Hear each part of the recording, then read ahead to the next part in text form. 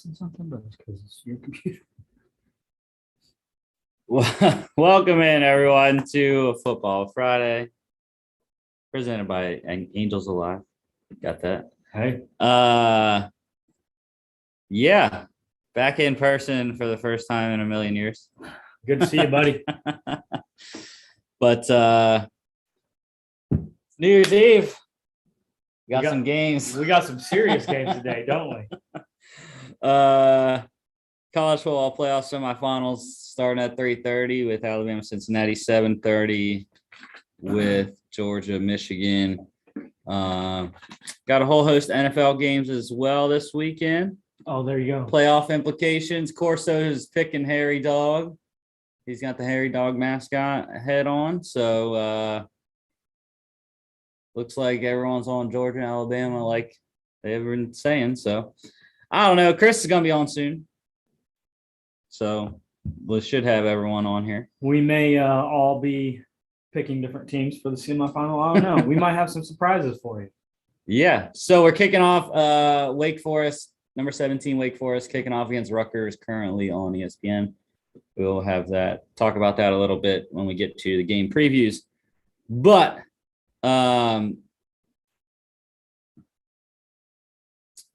starting the recaps on here, what was that, Tuesday? Ticket Smarter Birmingham Bowl, number 20 Houston, 17-13 over Auburn. Yeah, we all picked Houston, so that was a good win. It was I thought it was kind of boring, but No, I mean, I was going to use the word bland. Yeah. It just wasn't exciting. The only thing I want to ask about this game, it has nothing to do with the game. It has next year. Can Tank Bigsby be a Heisman finalist by the time he leaves campus? No. No, because I don't think Auburn's going to be competitive. I don't think they're going to be good enough. He's got some speed, man. I like watching him. So, yeah, good win for Houston. 12 wins for them on the year. Clayton Tune, 283, 2 touchdowns, and a pick. TJ Finley, I thought, actually didn't play terribly. Wasn't enough to win, though. He was pretty erratic, as you can see, 51.4% completion. Yeah, like I said, Bigsby, leading rusher, 96 yards there. 5 catches, 68 yards as well. Nathaniel Delph for the Cougs, over 100 yards, 10 catches, 150 there. And then defensively, I'm going with top guy, Chandler Wooten. 12 tackles, 7 solos, half a tackle loss, QB hurry, and a pick. Nice day in a losing effort. Cougs covered -1.5, under 49. Serpro First Responder Bowl, Air Force beating Louisville 31-28. 10-win season for the Falcons. And they threw the ball. They threw the ball a lot more. Chris got us on this one. I know we were both backing Malik Cunningham, and it backfired, to say the least. It was only by a field goal. Air Force is just well coached. They're right there with Army every year as being the most competitive, even though my midshipman did get that win against Army.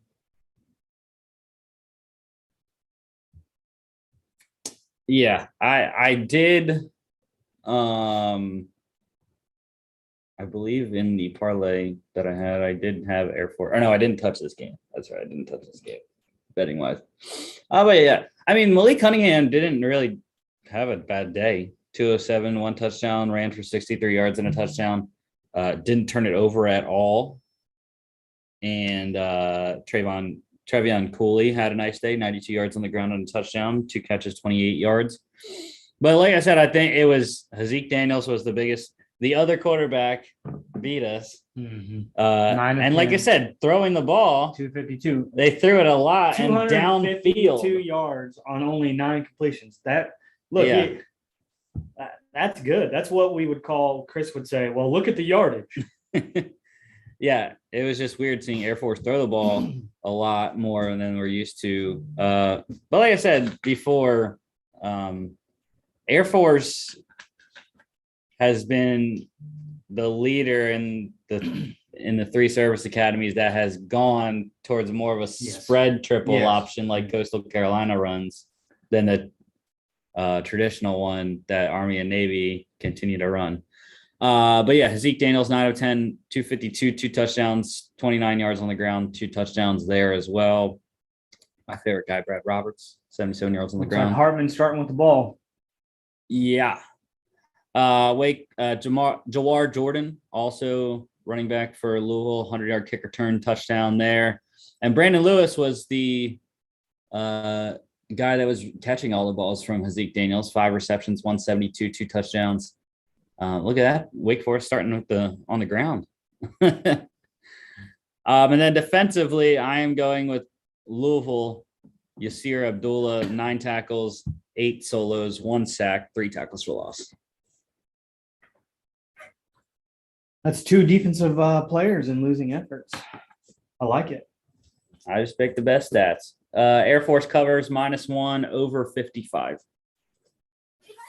2 straight carries for Wake. Oh, they got a first down on the second. I don't know what happened on second down in the first series. I didn't either. Second 5 now.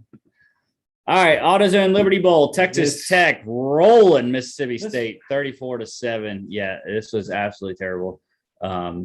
Mississippi State announced like right before kickoff that they had like 5 defensive starters out. This bowl season has been atrocious pick-wise because you don't know what's going to happen leading up to game time. But, I mean, you're looking – here goes that yardage, right? 32 completions by Will Rogers, and he moved the ball for only 290 yards. Yeah. Again, I don't know if he was necessarily the issue. The fact that they couldn't run the ball. I mean, they did. Dylan Johnson had a good average. What is up, Chris? Happy New Year. Happy New Year's Eve. Is no sound. are you getting What's up? Sleep after as your kid grows from month to month? Mm-hmm. So going on the AutoZone Liberty Bowl here, Chris, about how Texas Tech rolled Mississippi State. Mm-hmm. The running game for the Red Raiders was very good. Taj Brooks, 107 and a touchdown, 80 yards for Sir Roderick Thompson and a touchdown as well. But really, Donovan Smith was the player of the game in this game. 252 through the air, a touchdown, 30 yards on the ground and a touchdown as well. He's a true freshman getting his first start in this game. Yeah, he was really the deciding factor, I think, a lot during this game. So be interesting to see what type of spring he has and leading up to the season next year. Yeah, new head coach there. I don't remember who it is, but they got an OC from somewhere, didn't they? I don't know. I don't remember. Me. But anyways, leading receiver here, Austin Williams for the Bulldogs, 5 catches, not 74 yards. Also fumbled the ball. That was the issue though. Mississippi State turned the ball over 3 times. Dylan Johnson, Austin Williams, both fumbling. Well, Rogers throwing a pick. Texas Tech did not turn it over at all, I believe. Former Baylor assistant Joey McGuire. Oh yeah, that's that guy. Defensively, how about the day for Tyree Wilson, defensive lineman for Texas Tech? 4 tackles, all of them solo, 2 sacks, 2 tackles for loss, pass deflection, and a QB hurry. Texas Tech +10, under 58.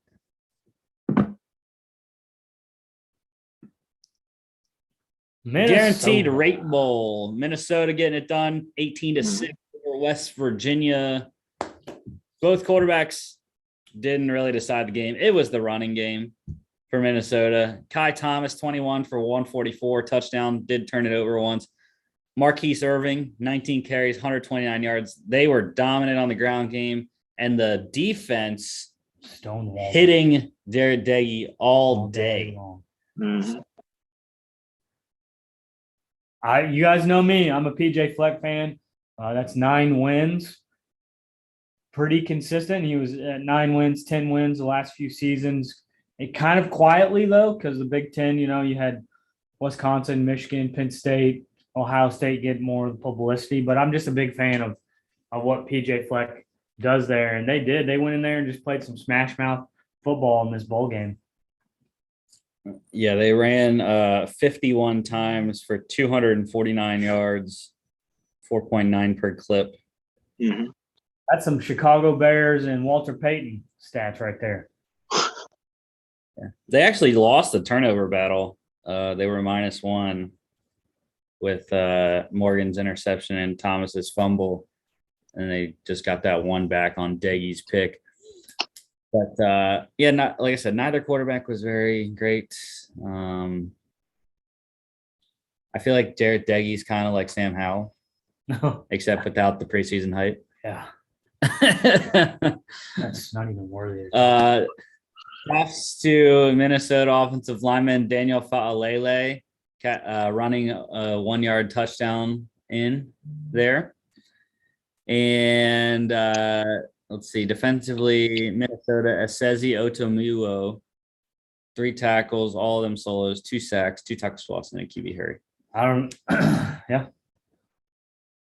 Jackie Matthews. Hey, In a losing effort, had a good game though too for West Virginia cornerback. 7 tackles, 7 solo, 1 sack, 2 tackles for a loss. Score update. Wake Forest 7-0. Yep. I got a -17, so we're rolling there. I thought it was funny. Goldberg was on the pregame show. He's like, props to Rutgers for being there, but they're gonna get rolled. Hey, but it does go on the record that Rutgers made a bowl game. So it does go down in history. Shiano. Minnesota cover -6 under 45. Way under. All right, let's go to Wednesday. getting rolled. New Era Pinstripe Bowl at Yankee Stadium. Chris, I didn't go see this one at Yankee Stadium. This game, I mean, I had Virginia Tech in this one, and clearly it didn't work out too well. I was really rooting for them because they had the Yankee logo on their helmets and everything, and nope. Hey, you're kicking our booties in bowl game picks, so don't worry. Give us this one, but this one was not close. I thought it was hilarious. We talked about it last night when he was on the getting interviewed, and they threw it was like a 58-yard touchdown strike.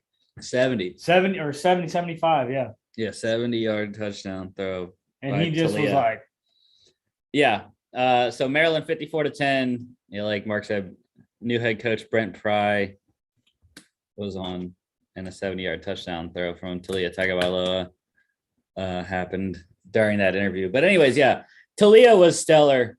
20 for 24, no turnover, 83.3%, 265, 2 touchdowns, ran for 42 yards as well. Virginia Tech used 2 quarterbacks. Blumrick played most of the game, but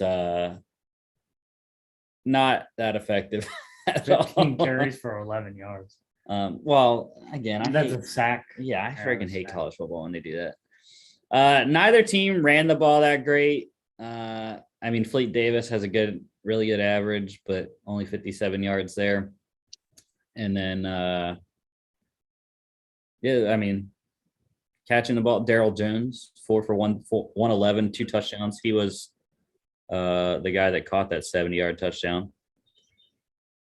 Yeah, so he was really 3 for 41 then, which still isn't bad. Well, his other touchdown was 32. That's 102 yards. Mean, they really just got him with big plays. They jumped on him with big plays to get ahead on the scoreboard. And like one of our defensive players, 92 punt return touchdown as well. So getting help from the special teams.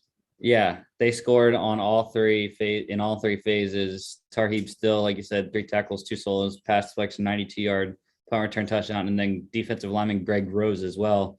2 tackles, 2 solos, and a 11-yard fumble returned for a touchdown. Great day for the Fighting Dave Mueyes. Fighting Dave Mueyes.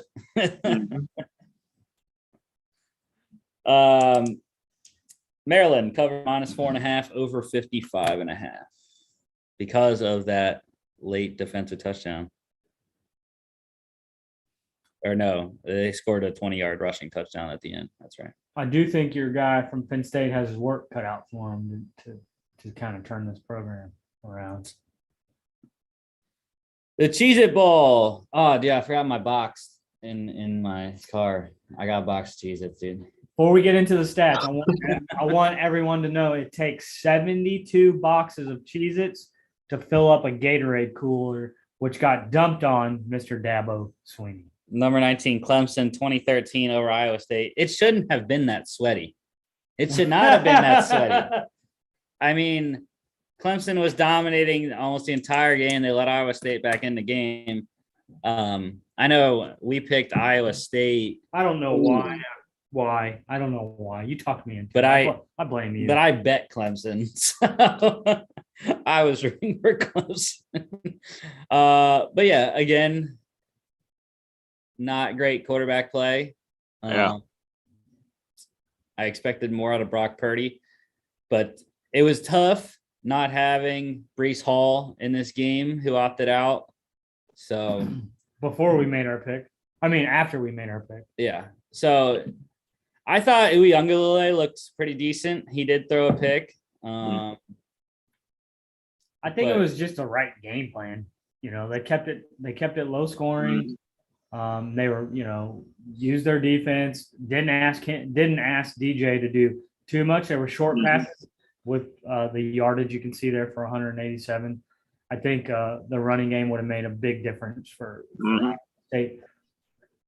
Apart from the stats, everybody thought Clemson was a train wreck this year, right? But what is the marquee for programs? It's that 10-win seasons, and look at their record.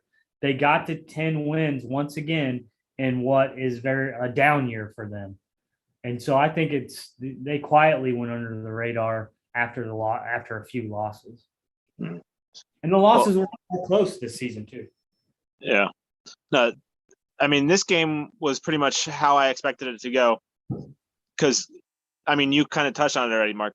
Clemson had a down year for their standards. Even in their 10 wins, I don't think I can't think they really didn't have any big signature wins this year. They knocked off Wake Forest when they were undefeated. Yeah. But it even took NC State 2 overtimes, and then the Georgia game was 10-3. That's just ugly, you know what I mean? Yeah. But yeah, I think this would have been a lot different of a game had Breece Hall actually played. I think Iowa State probably would have won this game had he played. I agree. Yeah. But like I told Mark, in 2 years when he's draft eligible, he's going to be a first-round pick. Running back Will Shipley from Clemson is going to be fantastic next year and the next 2 years. So 18 carries, 61 yards, and a touchdown, 5 catches, 53 yards. He's turning into the next Clemson running back in the mold of Travis Etienne. I think it's going to be interesting to see what Dabo does at the quarterback position. Mm-hmm. If he says, okay, we're going to develop them, make them better, maybe change the offense, or is he going to use the transfer portal? I don't see him going through another season like this next year. Yeah, I was surprised I didn't hear anything. Yeah, that they didn't get any big name yet out of the transfer portal, because guys have already landed in many places. And I mean, granted, I don't know what their recruiting looks like, because I don't look at recruiting too much, but they always recruit 5-star quarterbacks. So leading receiver here for Clemson, Dakari Collins, 6 for 56. And then defensively, I want to go to Mario Goodrich, 1 tackle. It was a solo, 1 pass flex, and then an 18-yard pick 6. You can go Iowa State if you want. He's the only guy that had more than 1 tackle on here. No, I got to go with the pass deflection, interception, and a touchdown. I'm with you. There When was you like- score a defensive touchdown, I mean, There were like no defensive stats. I'm telling you, man, absolutely none. So Rutgers is God moving the ball. dang, man, That's a big come tight end. on. Clemson covered -1.5, under 45. Valero Alamo Ball, number 16, Oklahoma, getting it done 47-32 over number 14, Oregon. And dude, Caleb Williams and the Oklahoma offense just rolled. They were dominating Oregon's defense without Kayvon Thibodeau. I think they had mostly everyone else there, though. I know Noah Sewell was playing their all-star freshman linebacker, and I know Verone McKinley was playing their draft-eligible safety or corner, whatever he is. But the biggest issue in this game, when you look at it, it was second quarter, 24-0 in the second quarter. That's what happened. That's because look at the rest of the quarters. Oregon was scoring with them. It was 6-3 after one. They scored. It looks like it was 21-14 or 22-14 in the third quarter. And then it was 7-3 in the fourth quarter, all in Oregon's favor. So they lost the first half, but they outscored them in the second half. And I was just mad because I had Oregon +7. I was like, bro, we just need one more touchdown, a 2-point conversion, and we'll push the 7. And they couldn't do that. So, yeah. Caleb Williams, though, was absolutely electric. 77.8% completion, 242, 3 touchdowns, no turnovers. And like I said, in the second half, though, Anthony Brown, the Oregon offense just picked it up, and they were scoring at will. But it's just Oregon defense couldn't stop Oklahoma somehow. So the one thing I was interested when you brought up scoring, because I did watch bits and pieces of the game. Mhm. Oklahoma outrushed them a lot, 322 to 191.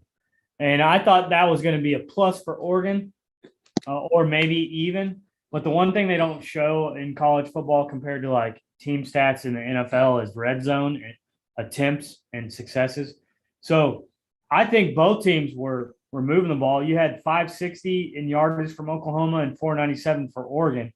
What does the red zone, how many times did Oregon get in the red zone in the first half and only get a field goal or nothing is what I would like to see, because I didn't get to watch the whole game. I think it's not funny, but I don't know if it shows that Bob Stoops can still coach or not, but he's coming out. He came out of retirement, led Oklahoma, and won himself a game. And he had a really funny press conference before the game. They asked him, all these college coaches gets Gatorade baths and mayo baths and fries and Cheez-Its. What would you like? And he's like, can I get tequila? Because the administration can't fire me. I'm just doing them a favor by coaching the game. The running game for both teams was pretty good. Like Mark said, Oklahoma over 300 yards rushing. Kennedy Brooks, big factor in that. 14 carries, 142 yards, 3 touchdowns. Travis Dye, the leading rusher in the game, 18 carries, 153, and a touchdown as well. 5 catches, 28 yards. Leading receiver here for the game, Oregon, Dante Thornton, 4 receptions, 90 yards, and a touchdown. And defensively, Marcus Stripling for Oklahoma, 4 tackles, 1 solo, 1 sack, 2 tackles for loss, 2 QB hurts.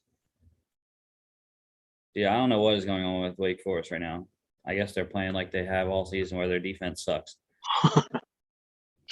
Tie game now. Yeah.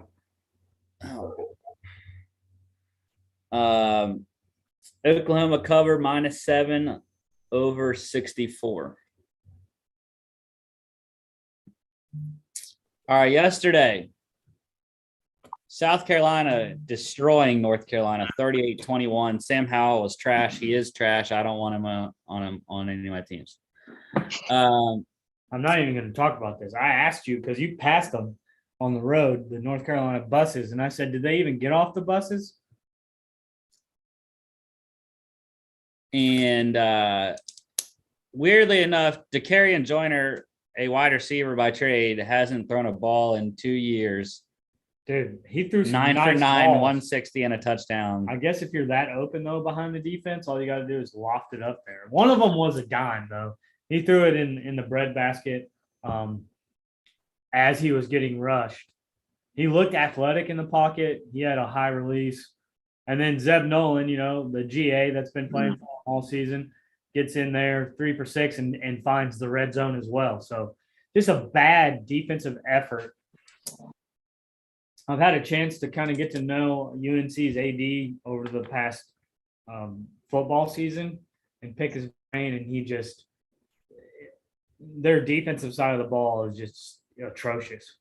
And it makes the offense even worse because of as much work that they have to do. The teams get a lead on them, and then you get into just one mode on the offense.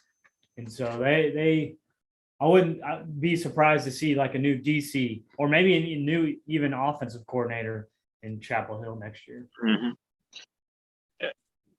Yeah, it looks like South Carolina just took control, ran all over them. I mean, on the thing, we have 36 carries for 230 yards or something like that. Mm-hmm. And I don't know if there was any other rushes that aren't on the script here. I mean, obviously there's also the wide receiver, quarterback, whatever you want to call him, who ran another 10 times for 64 more yards. So yeah, that's a terrible run defense right there. There actually wasn't much defense. It's just Carolina couldn't score because of what you said. Sam Howell looked like garbage. Yeah, South Carolina ran for 301 yards on 51 carries, 5.9 yards per carry. And I know they kept saying it over and over during the game because I was listening to it. 10 yards. South Carolina's averaging 10 yards per play. Yeah, I got the radio version as well of this game. And then the highlights. Well, I was listening to the broadcast. I just had it swiped over to the side of the screen, so I didn't actually watch it. But running game wasn't terrible for UNC. 128 off 29 carries, 4.4 yards per carry. You want to know though, third down efficiency for North Carolina? Were they 1 of 8? 1 for 10%. Almost on third down. Almost called it. 10% on third down is not going to win you many games. I didn't even remember that they had 10. I thought they had 8. But yeah, Kevin Harris, outstanding game for the Gamecocks. 31 carries, 182 and a touchdown. Also a great game. Jaheim Bell, 5 catches, 159, 2 touchdowns for the big tight end there. And defensively, I'm going with Jordan Strachan for South Carolina. 3 tackles, 2 solos, 1.5 sacks, 1.5 tackles for loss. All right. I know Rusty's answer. Chris, before we move on, if you win this game, would you allow them to throw mayo all over you?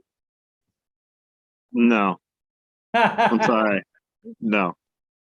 Let me tell you this. I actually like Shane Beamer and what he's done with this team, but he had $100,000 reasons to get dumped mayo on him, and I would do it for that much money.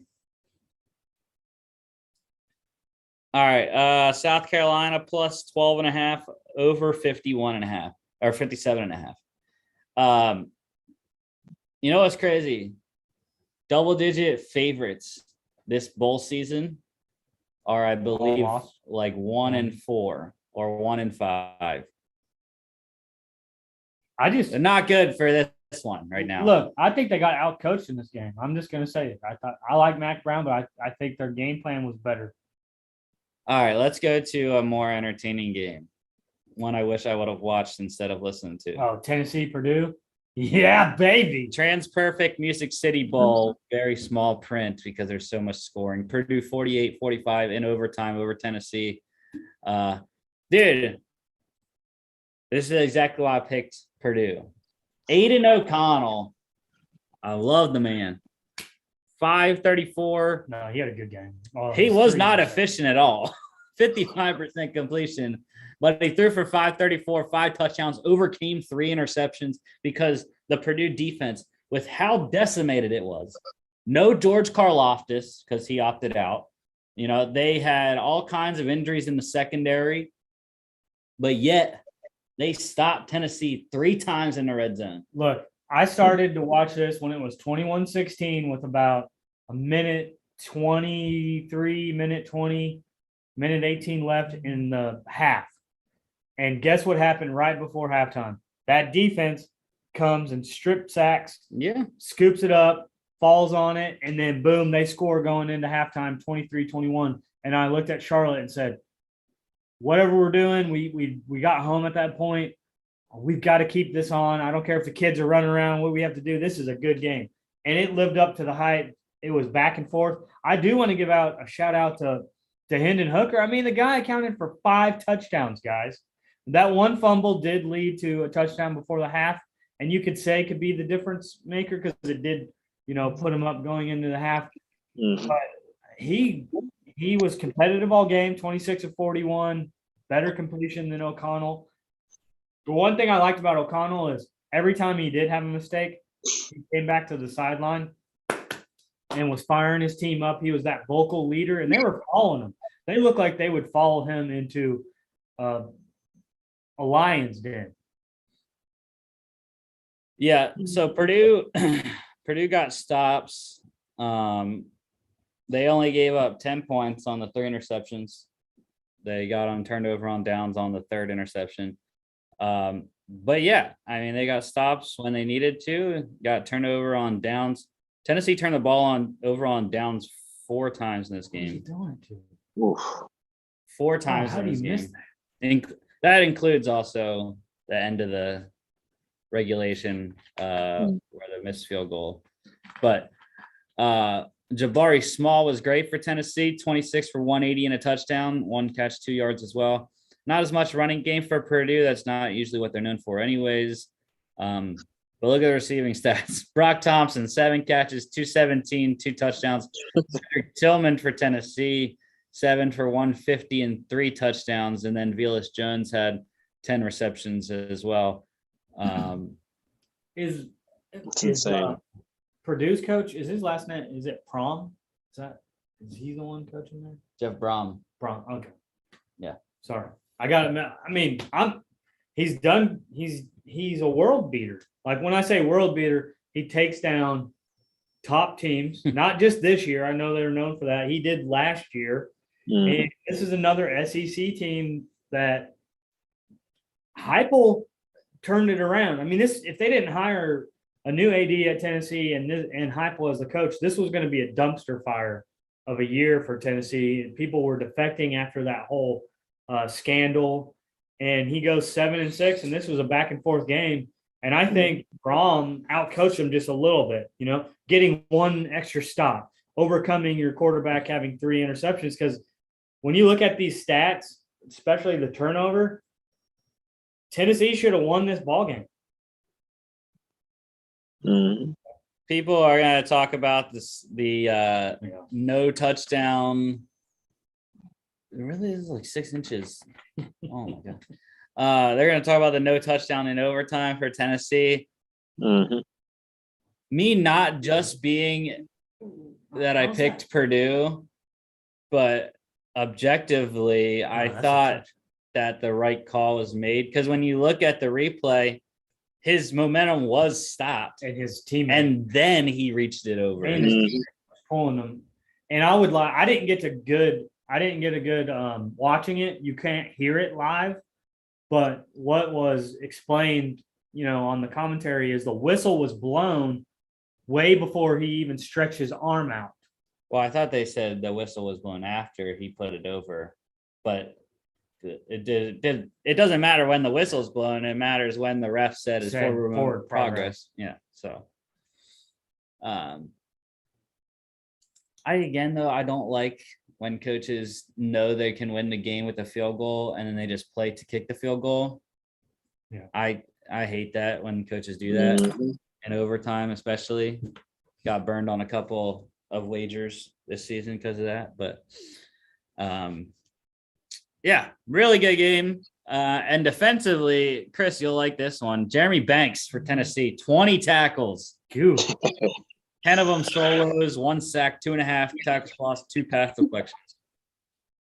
Yeah, I mean, getting to 20 tackles is a lot, but 10 of those were assisted and 10 were solo. I don't know.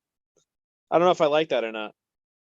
That you're still everywhere on the field, and Yeah. some boosters still coming up to you after the game and giving you a nice envelope. Oh, sorry, did I say that out loud? And Alexander for Purdue also 19 tackles, 10 of which were solo too. So both those guys were all over the field.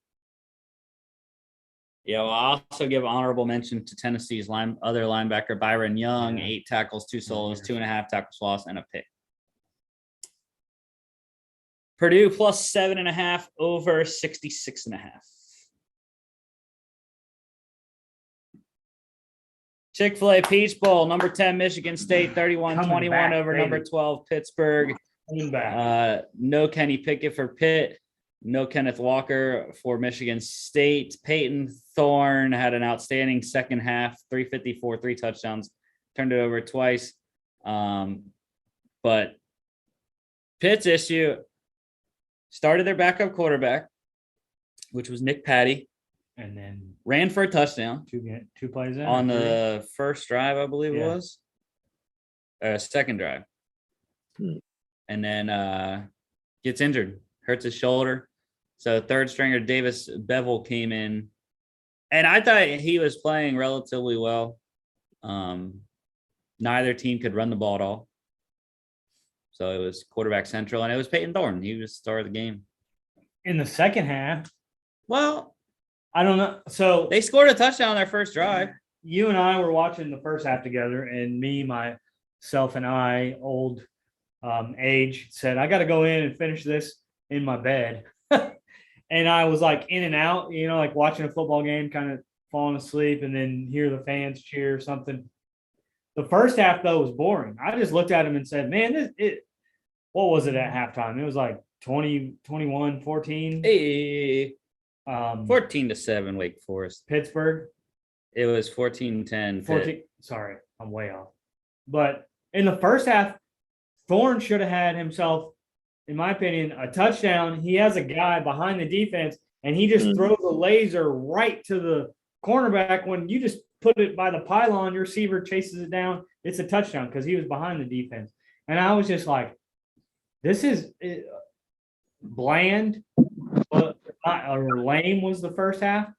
And then I wake up and I'm watching it and I'm like, okay, now the ball's moving. People have more energy in the second half inside the Mercedes Benz. And then when they seal it with the pick six, Mel Tucker did a phenomenal job with State this year. And I do think if Patty didn't get hurt, it would have been a little bit. I don't think it would have been a 10-point ball game. It might have been who had the ball last. He looked pretty good in his first drive. I don't know if that's fair to say because he didn't play very much.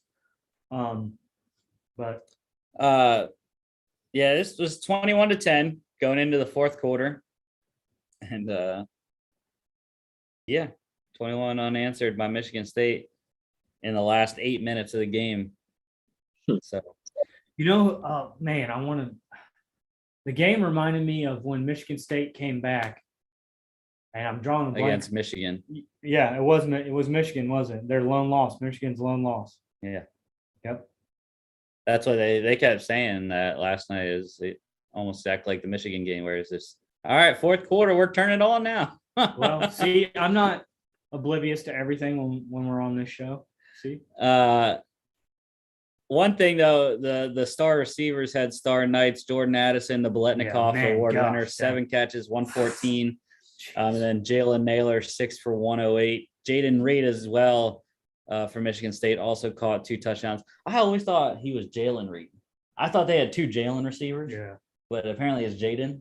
And I haven't known this the entire season. Well, how do you feel like being Kelvin coming over from USC getting to throw to Keaton Slovis? Man, look at that speed he gets to. I mean, I don't. To me, he looked like Devontae Smith. We'll have to see. yesterday. We'll have to see. When he caught it, he looked like Devontae Smith in the open field. I'm not talking about route running. I'm not talking about catching ability. I'm talking about when the kid catches it, he's got Devontae Smith speed. We'll have to see. Keaton Slovis is. I'm not saying he's a good taking a little bit of a downturn since his freshman year. I'm not saying he's a good quarterback, but I'm saying I would like to throw to Addison.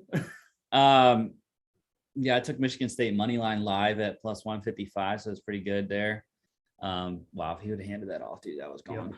But defensively, like Mark said, Cal Halladay, 11 tackles, 4 solos, 74-yard pick six.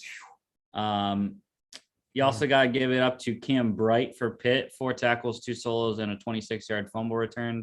Great touchdown.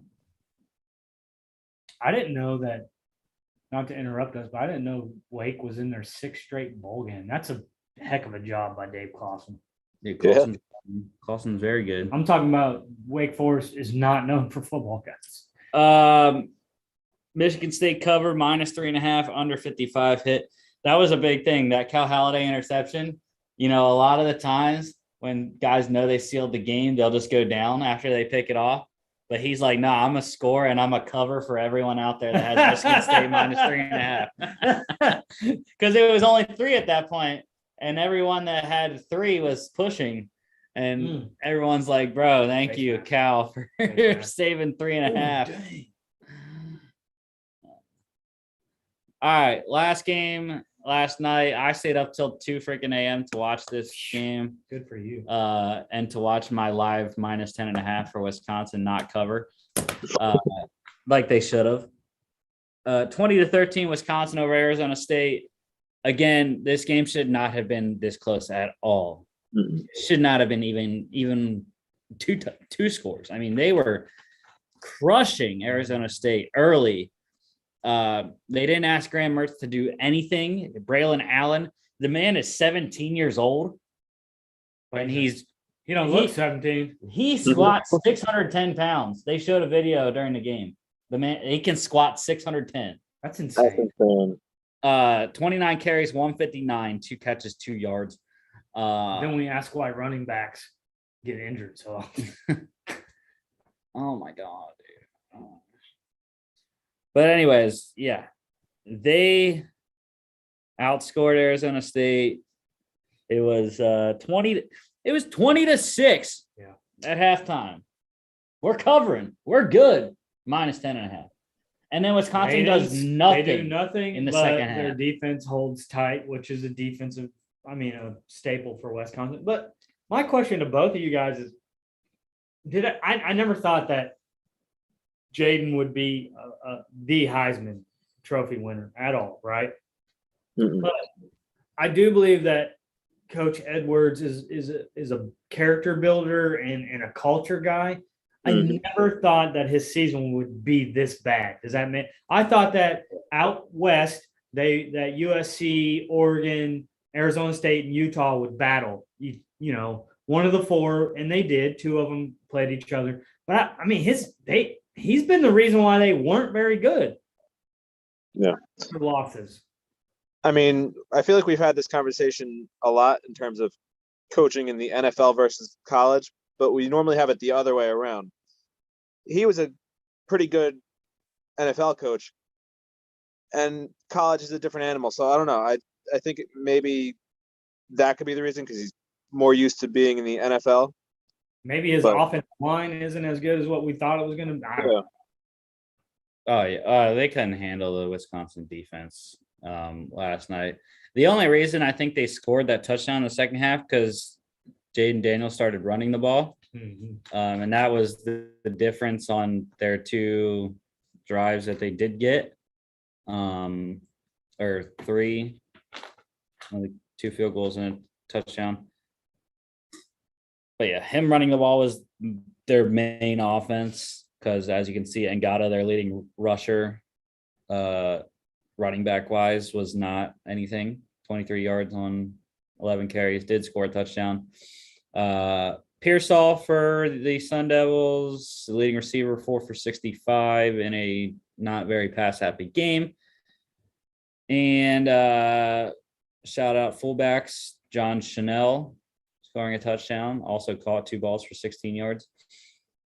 His brother, Leo, 9 tackles, 4 solos, sacked, 1.5 tackles for loss. But I'm going with Nick Herbig. That's who I was going to go with. 7 tackles, 5 solos, 2 sacks, 2.5 tackles for loss. As you can see, though, the big 3 for Wisconsin on defense all factored in this game. Chanel, Herbig, and Sanborn, the linebackers. And before we go, we always hear these institutions or universities, their linebacker university, their wide receiver, their running back university. Wisconsin does not get enough love for running back university. We can talk about Ron Dane, Monty Ball, Elvin Gordon. Now you see another kid coming up. Wisconsin should be in that discussion with Alabama and Georgia as running back university.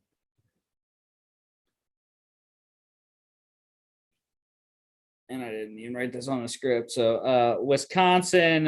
Arizona State +8. Whoa. Covered. I bet you some people were salty. Under 42.5. Yeah, I mean, if I would have taken Wisconsin before the game, I would have got it because early on in the week they were 6. Speaking of Wisconsin, they make the best root beer, keeping me awake after a long night. Right. Let's go to NFL, the only game we're recapping here. No Thursday night game for the first time this season. Monday Night Football, though, Dolphins 20-3 over the Saints. Ian Book's first start did not go very well. I knew it wouldn't. The Dolphins defense playing too well. They're on a 7-game win streak. First team in NFL history to have both a 7-game losing streak and a 7-game winning streak in the same year. Tua was Tua. But dude, it was the defense setting them up on short fields. Jalen Waddle was outstanding. 10 receptions, 92 yards, and a touchdown. Has a chance to break the all-time rookie receptions record, which is Bruce. Or is it Torrey Holt? I don't know. I thought it was Beckham broke theirs. No. Oh, then it would be receptions. Receptions. Because I know he passed Anquan Bolden for second, I believe. Torrey Holt it would be Torrey Holt, I think. Bruce has a lot of St. Louis records, but Holt has that one. No, I thought Bolden was the record holder. Oh, maybe I'm wrong. I don't know. I thought Bolden knows who he passed, but maybe it is Anquan Bolden. Regardless, not much. Bolton. Huh? Anquan Bolton in 2003. 100 and what? With 101. Yeah. So he doesn't need that many. I believe he's very close. They'll probably break it on Sunday. Yeah. But yeah, this game all around was terrible as a Saints fan. Nothing was going right for them. Obviously, Ian Book, terrible game. First start. I mean, he was the 4th string quarterback or whatever. So yeah. That's the reason that I went with the Dolphins, because I'm a firm believer that streaks end regardless of who you're playing. And sometimes those streaks end against people that you're like, they should have continued that streak. But I just kept telling myself, rookie quarterback, you don't have Michael Thomas to depend on. I do love Alvin Kamara, and I think he can change the game. But then you, as a coach, you prepare for him, especially, right? And you put everything on the rookie quarterback. So I went with the Dolphins. If you didn't have a coach like Brian Flores, I might have went with Sean Payton and a rookie. But what's really been good about the Dolphins is their defensive side. I'm still not a firm, true believer in Tua. And he only had 198 yards, but you didn't have to ask him to do a lot in this win, right? But I would never pick the Dolphins against someone where Tua would have to beat you. Well, again, it's against a good Saints defense, too, that kept them in the game for a good majority of the first half anyways.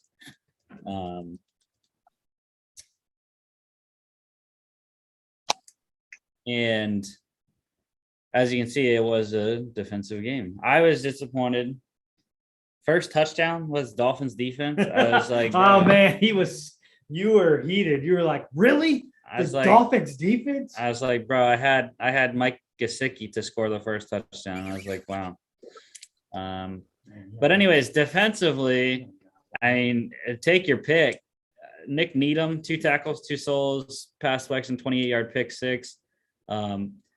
You had Jerome Baker had an outstanding season for the Dolphins, 6 tackles, 5 solos, 1.5 sacks, 2 tackles lost, 3 QB hits. For me, he doesn't have the best stats, but I think his not resurrection, but his dominance this season has turned around them to winning 7 in a row, and it's Cameron Jordan. Or not, I mean, sorry, that's New Orleans. But that's why Tua didn't get off and get a bunch of yardage, because he's in the backfield with 6 tackles, 4 solos, 2 sacks, tackle for a loss, and 2 quarterback hits. Sorry, he's with the Saints. I was thinking about what Rusty just added, and then I saw Cameron Jordan playing lights out for a Saints team that's trying to have playoff hopes. Yep. And just one more quick thing to add about this game, because I thought it was really funny, because when Ian Book had thrown that pick 6 in the early in the game, immediately they went to Sam Darnold in his first start against the Lions, how he threw a pick 6 on his first pass attempt or whatever. And they were like, well, we saw how that turned out. The Jets ended up blowing them out like 48-17 or something like that. Clearly that didn't happen in this game. Yeah. You did us a favor by picking one of your favorite teams, right? Yeah, I actually had hope, and then I realized that Ian Book was trash. So, yeah, what's crazy? Notre Dame quarterbacks have lost their last 28 starts in the NFL. I will say this. If he didn't have the type of year his last year at Notre Dame, the year before when they came to Georgia and I saw him live, if he would have left and got drafted late in the rounds or whatever, I probably would have picked him. But his last year with Notre Dame, I was like, man, he was supposed to be good, and he didn't have a good year at Notre Dame, in my opinion. Also, history in this game. First Ian to ever start a game at quarterback in NFL history. I did not know that. I keep up with the scoregamis, but I don't keep up with things like that. I love scoregami. If you've never heard about it, find the article on NFL scoregami. I will also put in 2 more defensive players: safety Brandon Jones, 6 tackles, 2 solos, sack, tackle loss, pass selection, QB hit, and a pick. And Emmanuel Ogbah, who has also been outstanding, their best pass rusher other than Jerome Baker, but he plays off-ball linebacker. Emmanuel Ogbah, 5 tackles, 3 solos, 2 sacks, 1 tackle loss, 3 QB hits. Dolphins cover -3, under 37.5. Remember, I said on Monday I wasn't sure if they were going to hit that. And then I think I said under before we moved on. I didn't think it would go over. Under 37.5. All right. NCAA news, nothing. There's no news. There's literally nothing. I had nothing on my news thing. NFL news though. Want to, I don't know if we send our condolences because we're celebrating him. Well, I mean, anytime you lose somebody, it's not. Legendary Raiders head coach John Madden passed away at the age of 85. It was just totally weird. For one, they said it was unexpected. I don't know. But they're not going to release anything. He hadn't been in the media for a while. Maybe he just was spending time with family. But well, I just thought it was so weird. You have the All Madden documentary play on Christmas Day. Okay. And 3 days later, the man passed away. It's crazy. I want to rehash what I posted on social media. Some of it was what I actually heard from a basketball coach that I know. And no other coach is going to affect a sport the way that John Madden did. And I mean, you have Coach K and you have John Wooden through the years and just, you have owners like Art Rooney that are just big for the Steelers. But with the Madden football game, we're talking about generations connecting with each other. We're talking about 50 years. kids that maybe have never seen a football game live, but have played the game in different countries. That is legendary for his stature. But my wife brought this up, who, you know, she, because of football, I love it. She loves it as much as I do. She said the same thing, like the documentary, and she goes, it doesn't add up to 3 me. days The later. timing is weird. 3 days later, man, is crazy. So And the documentary I thought was outstanding. been able to watch it. Yeah, I watched it on Christmas Day. I thought it was great.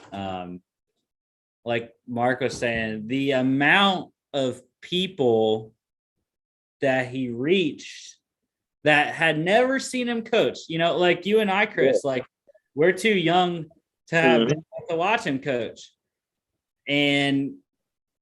But I do remember, I mean, there's kids now even that are too young that they wouldn't have even seen him broadcast. I remember him broadcasting though, because I remember the turducken Thanksgiving games in the 2000s, and watching him broadcast in the 2000s. But yeah, legendary coach, winningest. He has the best win percentage all time for minimum 100 games coached. So Super Bowl champion. Yeah. But I saw something too that people are just like, I don't know if they're starting to petition or something, but I read somewhere that people now want the All Pro team to be renamed the All Madden team in honor of him, because other legendary coaches and stuff have things named after them, like the Lombardi Trophy and things like that. No. And I mean, I wouldn't mind that, because I mean, in the video game, the hardest setting or whatever is called All Madden. So Here would be my question. What is the NFL Coach of the Year award named? Nothing. Then you make that The John Madden the Coach of John the Year. Madden Coach of the Year award. Yeah, I just don't like I hope all someone Madden sees it. just makes it sound too much like a video game.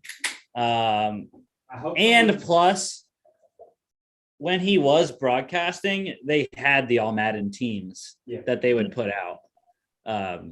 So I think that's what I would say. Can someone no get this that. to Stephen A or something? I think I would beat any reporter to it. John Madden Coach of the Year award. Yeah. Submit it to the NFL, Mark. All right, moving on. The NFL has adopted their new the new CDC COVID guidelines, Oh God. decreasing Here we go. the amount of days for vaccinated players. I think it's vaccinated and unvaccinated, right? That test positive from I don't know. 10 to 5 days Yeah, 10 to quarantine, but it's unvaccinated and vaccinated, right? No, it's vaccinated. I thought they said it was unvaccinated too, because didn't that's see why that. Carson Wentz has a chance to play. I think they said I didn't see that. because part. he's unvaccinated, and I I think know, they he's- said he has a chance to play because the new protocols push Yeah. it down to 5 days. So, but anyways, that's the big thing there. Gonna be a great night Monday. Steelers quarterback Ben Roethlisberger pretty much saying Monday Night Football will be his last home game at Heinz Field ever. Do you So- take that as him hiring, or Yes. that's just his? Yes, he will retire a Steeler. And what's crazy that I saw a stat yesterday, Big Ben has played 18 years for the Pittsburgh Steelers. That's the longest a quarterback has ever been with one team. So I mean, it has to, when he says wasn't Brady with the Patriots for like 19 or 20? no. Well, I don't know if it was the longest with one team or the longest starting. Brady didn't start all of his years. okay, But I believe it's the longest with one team. yeah, and that makes sense when I say retire, because if he goes to a different team, he could play in Heinz Field. But effective immediately, all NFL teams will be placed in intensive COVID-19 protocols for certain areas. That's wearing masks, only certain people in team meetings and the weight rooms. Vaccinated or not, they stay in the same protocols until these new ones, and the new ones are for vaccinated players. The 5 to 10. Unvaccinated still have to be tested daily. So what they're doing is, if you're vaccinated, you don't have to be tested daily, and you get to come back quicker. If you're unvaccinated, you get test daily, but you still are subject to the 5 days. You just have to take a test daily. I think that's the difference for vaccinated and unvaccinated. Yeah, I don't know why Tom Brady's not on this list on Wikipedia. Longest with one team. So I don't know. I don't know why Tom Brady's not on the list. Oh, because that's longest with one team. That's why. But anyways, gonna be a special night in Pittsburgh on Monday. The finalists have been announced for the Art Rooney Sportsmanship Award. The 8 finalists are Bills quarterback Josh Allen, Texans wide receiver Brandon Cooks, Bucks linebacker Levante David, Dolphins corner Jason McCourty, Saints defensive end Cameron Jordan, Niners fullback Kyle Juszczyk, Patriots special teamer Matthew Slater, and Vikings wide receiver Adam Thielen. The 2022 or the NFL Hall of Fame has announced their 2022 class finalists as well.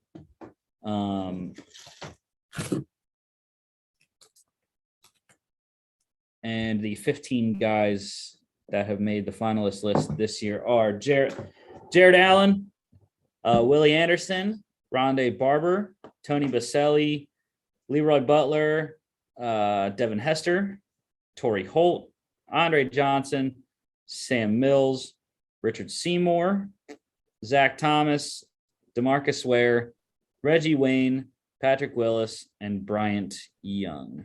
And 5 make it, correct? It's I think 5 get voted. Well, yeah, I think the max is 5. What's it called? Finalists. Contemporary Modern era. Modern era. Yeah. I think 5 modern era is the max that they can put in, because then you also have your coach contributor, and you can put a max of 2 seniors in, I think it is. Dick Vermeil, I know, is the coach candidate. I think 8 is the max total class you can have, but obviously you can have less than that.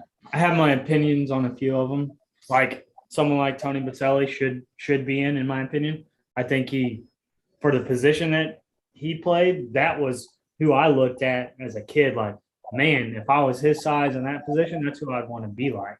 Mm-hmm. Reggie Wayne's name because of all the catches from Peyton Manning.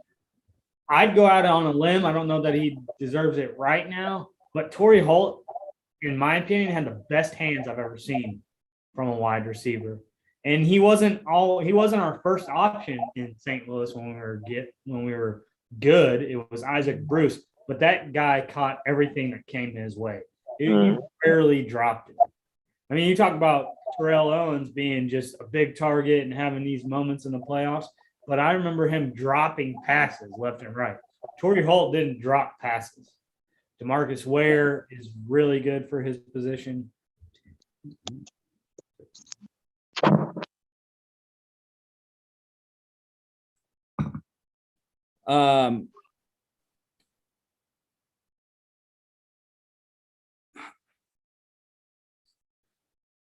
Yeah, I think, like Mark said, Baselli, I I'd have to look it up. I can't remember who is first year eligible this Yeah, I year. don't know who the first one. I believe Devin Hester is one of them.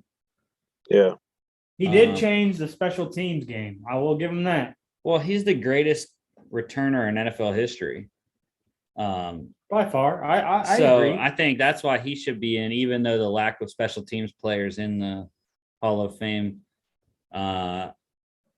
We talked about this last night, not to drag on our podcast, but Andre Johnson was somebody who I use the word solid, not a superstar. Calvin Johnson, overshadowed him.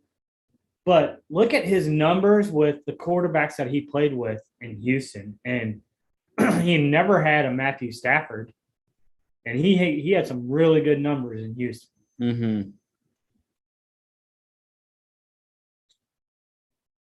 Yeah. And I think also, DeMarcus Ware should get in as well. One of the best pass rushers of all time. One of the best. Patrick Willis is tough. He was one of the most dominant linebackers for a 7-year stretch. But the issue is 7 or 8 years enough?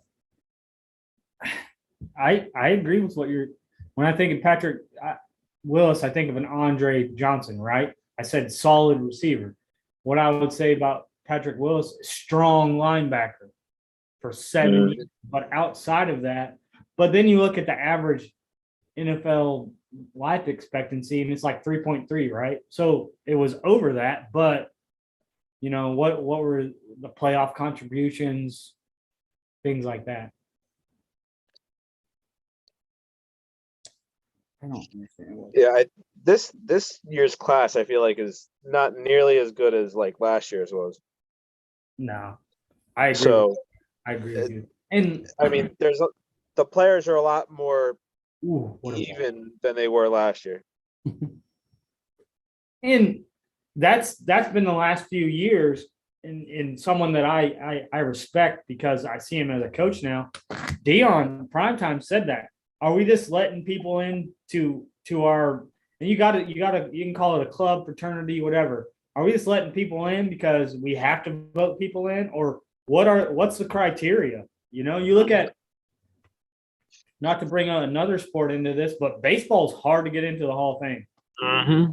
So are we going to make it hard to get into the NFL Hall of Fame, or are we going to water it down? Yeah.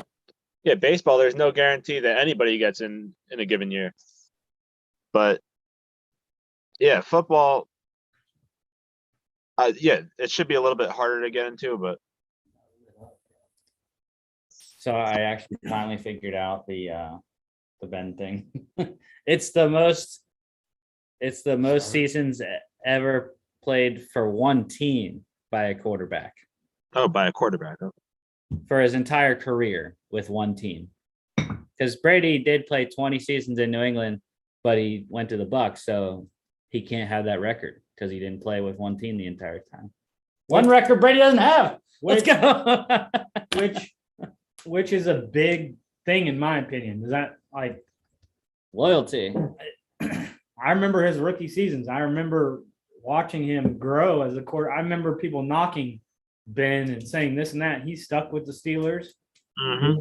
Look at Michael Jordan. He went to the Wizards, right? You look at these guys, and so that's big. I mean, 3 Super Bowls, 2 Super Bowl wins, multiple playoffs, and went through everything.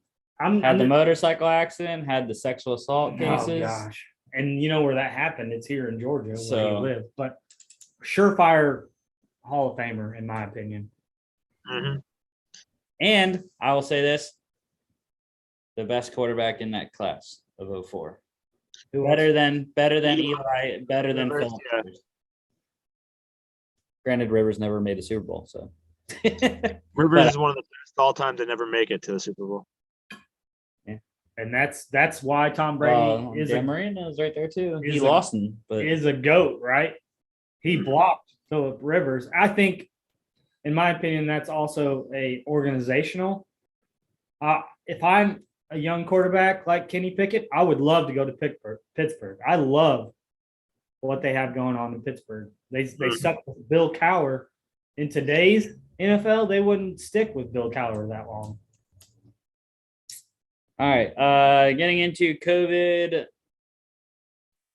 Placed on the COVID list. Colts quarterback Carson Wentz, like I said, he could still play. Still has a chance to play this weekend. And others, Raiders tight end Darren Waller, Broncos wide receiver Tim Patrick, Saints safety Marcus Williams, Cardinals left tackle DJ Humphries, Steelers defensive lineman Chris Wormley and linebacker Joe Schobert, Washington football team running back Antonio Gibson. And then the biggest one that literally just came out right before the show, Vikings quarterback Kirk Cousins has tested positive. It will be Sean Mannion starting on Sunday Night Football against the Packers. He's getting activated off the COVID list today. So, yes, it will be Sean Mannion. Can we pick the Packers as a lock now? Is that? Dude, I would have had $20 on Packers minus 6.5, but the stupid websites, they learn this information and they take it down right away. Mannion, Oregon State product. You guys already know who he was, a backup with my team. They're not going to call anything? Okay, cool. I told you they stood him up. It was a late hit by Rutgers, but okay. Many COVID activations. With the new protocols being 5 days now, it's getting a lot of guys back quicker, which is what they intended it for. Woo! Oh, bro, you got to tackle. Man, this is Dude, he took his legs out and he just fell on top of him, bro. You got to. This is a physical game right now. You got to secure the tackle.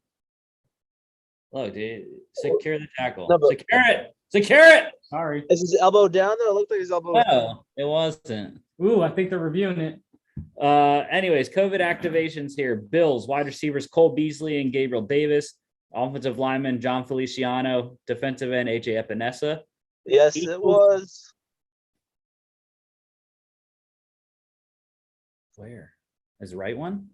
Yeah, the one that had the ball and it hit the line. I didn't see That's a anything on bad that view. view. This view is going to be bad. Well, Chris, you're probably ahead because you're on cable, right? Yeah. We're streaming. Yeah, Mark's got the streaming crap over here. Oh. But anyways, Eagles offensive tackles LaRaven Clark and Andre Dillard, defensive ends Teron Jackson and Ryan Kerrigan, and linebacker Sean Bradley. Colts, a lot of players back here. Guards Mark Lewinsky and Quentin Nelson, defensive end Kamoko Ture, corner Rock Yassin, linebacker Darius Leonard, wide receiver Zach Pascal, and safety Kari Willis. Jets head coach Robert Saleh getting back this week. They didn't need him. Ron Middleton. Jags last week, so I'm not chalking that up as any sort of special victory there. Ron Middleton got it done last week. I probably could have coached the Jets to a win last week. Ravens linebacker Justin Houston, quarterback Tyler Huntley, who is expected to start this week again. Defensive tackle Justin Matabike and safety Tony Jefferson. Saints quarterbacks Trevor Siemian and Taysom Hill, and linebacker Demario Davis. Chargers wide receiver Mike Williams. Jags linebackers Josh Allen, Miles Jack, and Damian Wilson, and wide receiver Laviska Shenault Jr. And the Bucs wide receiver Mike Evans. Not sure if he's going to play this week or not with his hamstring strain. Other news. Jags starting their interview process for the next head coach, interviewing former Eagles head coach Doug Peterson this week. And they also have requests in for Bucs offensive coordinator Byron Leftwich and defensive coordinator Todd Bowles, and Cowboys offensive coordinator Kellen Moore and defensive coordinator Dan Quinn. Dan Quinn said he's not going to interview. Yep. Jags good job. And then Packers offensive coordinator Nathaniel Hackett as well. I like it. Go ahead, Chris. I saw like the Dan Quinn quote, and it basically sounded like he said, "I'm not taking this one because I'm waiting for a better opportunity." Which that's okay in my job sucks, and I don't want it. In my opinion, that's okay to say. Does that make Yeah? I've talked to this is not the NFL, right? But I've had coaches that were underneath me in high school, and I say be calculated. Look at what's coming up in the ranks. Look at who would be your athletic director. Those are things you all have to look at. I appreciate his answer. Of those candidates, I do like the Eagles' old head coach. I think he could still coach. He lost Year off. he lost the locker room in Eagles at the Eagles. That's fine. I like Byron Leftwich, and the one person that I would try to ask for if they haven't would be Chiefs OC. Why not? Yeah. I think Kellen Moore is an intriguing option. Two good years back to back for offensively with the Cowboys. Like I said, Byron Leftwich, Bruce Arians been pushing for him to get a head coaching job for a couple years now. The only thing I don't like about Kellen Moore is it's 2 good years. That's big in the NFL, right? But there's a lot of young guys down there. Cowboys still are on the fence. Are they legit? Are they not legit? Okay, if he interviews well, maybe he gets it. But the 3 people that I said, and I don't know anything about the Chiefs, Eric. Eric Bieniemy, I think, would be great for Trevor Lawrence. I think regardless, they have to go offense. And that's why I would go to Peterson. Yeah. I mean, it's interesting. Nathaniel Hackett with the Packers as well. Everyone's going to say, well, is that long enough? Is that LaFleur? Right. It's the same issue with the Chiefs. Everyone's saying, well, is it Andy Reid or, is it Andy Reid and Patrick Mahomes, or is it actually Eric Bieniemy? And same thing with Nathaniel Hackett. Is it LaFleur and Rodgers, or is Nathaniel Hackett actually a major contributor? So, but regardless, you don't know that until they get hired. So, and here would be my argument of people that are worried about that is, regardless if it is Andy Reid or LaFleur, they're working with 2 good quarterbacks every day, right? And so you want those type of people in your corner that know how to work with a talented quarterback. Yeah, I want to say that Washington State and Central Michigan kicked off. I don't know why they're not broadcasting this bowl game. There's nowhere to get it. So, oh shoot. Anyways, Vikings, they placed wide receiver Adam Thielen on IR, season-ending ankle injury. Playoff hope's gone. Well, they are already gone with 7 and 8. You're right. But yeah, thanks for nothing, Adam Thielen. Screwed me over in the playoffs last week. 7.7 points or something like that. 7 points. I don't know. Not enough to win me the game. Packers, they are getting healthy. They're going to get Bakhtiari back for the playoffs, their left tackle. They just activated corner Jair Alexander off of IR. Not sure if he's going to play this week or not. But still, they are getting a lot of players back. Terrible punt. Trying to get that number 1 seed secured here. Terrible punt. Drew Lock expected to start again this week for the Broncos. Broncos being careful with Bridgewater and concussion protocol. I would just shut him down for the year. I mean, it's 2 games. Let Drew Lock start the last 2. I don't think there's any point in putting Teddy out there unless the only way I see that is if they win this week and they're 8-8, and then they have a chance next week to possibly somehow get in the playoffs at 9-8. That would be the only way I'm starting Teddy Bridgewater next week. Other quarterback news: Panthers going back to Sam Darnold to start this week in New Orleans. That's a whole discussion we can have for a later date, off season. And injury-wise, we're just talking about the Lions injuries anyways. Lions quarterback Jared Goff, day-to-day with a knee injury. He is officially doubtful for the game. Looks like it will be Tim Boyle again this week against the Seahawks in Seattle. And then they are getting a boost, which I could have used this boost last week for my best ball league and some of my other fantasy teams. Lions running back DeAndre Swift expected to play this week. Dan Campbell said he's healthy and ready to go. So, and then we had an extension, some money moving around. So okay. Ravens, they signed offensive lineman Patrick McCarry to a 3-year, $15.35 million extension. $7 million guaranteed. An amazing find by GM Eric DaCosta, undrafted in 2017, I believe it was.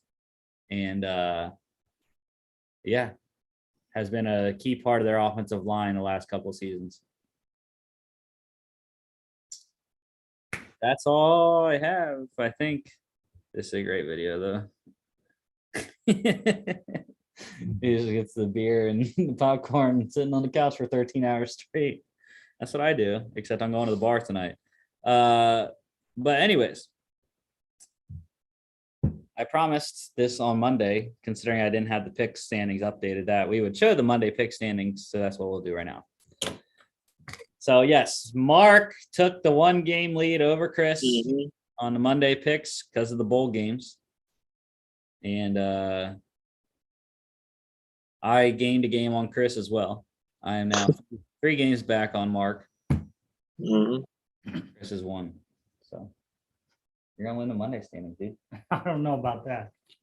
We still got Monday to go. All right. Our Friday college pick standings here. We only had 1 game. It was the Christmas Day game, Georgia State. Chris got it. Let's go.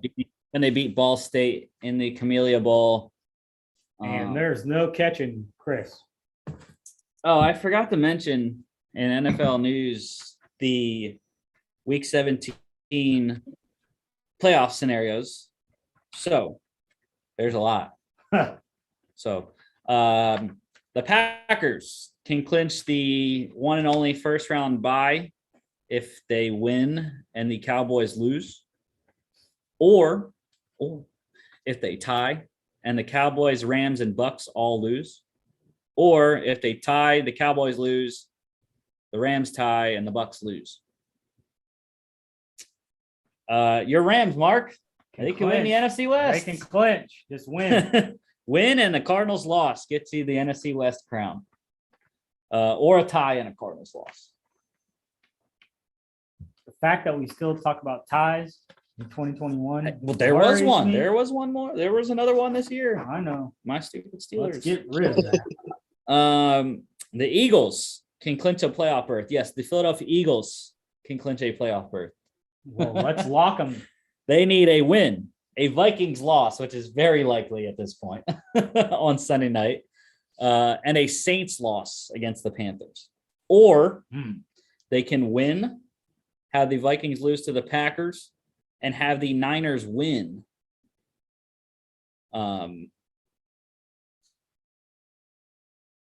Against the Texans, which is also very likely. So I feel good. I feel good about the Eagles clinching a playoff berth this week. Or they can tie, have the Vikings, Saints, and Falcons lose, or they can tie and have the Vikings, Saints, or the Vikings and Falcons lose, the Saints tie, and the Niners win. The Niners can also clinch a playoff berth where they win and a Saints loss, or a tie, a Vikings, Saints, and Falcons losses. All right, flipping over to the AFC here, the Bills can clinch a playoff berth. They have 9 different scenarios, and only 2 of them include the Bills winning. So they can win and have the Ravens lose Playing Rams. to the Rams. They can win, have the Chargers lose to the Broncos, and the Raiders lose to the Colts. Or, and here we go. Here are the tie scenarios. They can tie Dolphins, Chargers, Raiders losses. Tie Dolphins, Chargers, Ravens, and Steelers losses. Tie Dolphins, Raiders, Ravens, Steelers losses. Tie Patriots, Chargers, Raiders losses. Tie Patriots, Chargers, Ravens, Steelers losses. Tie Patriots, Raiders, Ravens, Steelers losses. And a tie or a Chargers, Raiders, Ravens, Steelers losses. So how about they win and the Rams win? Jeez. The Bengals, they can clinch the AFC North with a win. Win and in. That's all you gotta do. I They like play that. the Chiefs though. I like that. It's a hot team. I like it. Just win. Take care of your business. Or they can tie and have the Ravens lose. Or they don't even need to win or tie. They can lose the game and still clinch the AFC North. With You're gonna love it. It's a Ravens loss and a Steelers-Browns tie. that is not happening. Mark my words. That is not happening. If it does, If That's they crazy. do not clinch the AFC North, they can still clinch a playoff berth with a tie. Tie. Yeah. Get out of here. With a tie, Chargers, Raiders, and Dolphins losses, a tie, Chargers, Raiders, and Patriots losses, tie, Chargers, Dolphins losses, a Raiders tie, and a Patriots win. A tie, a Chargers loss. This is the great one. Chargers loss, Raiders, Patriots, Dolphins ties, and a Bills win.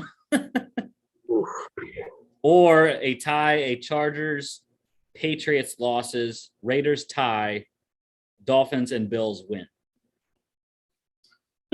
That's how they clinch a playoff berth without winning. The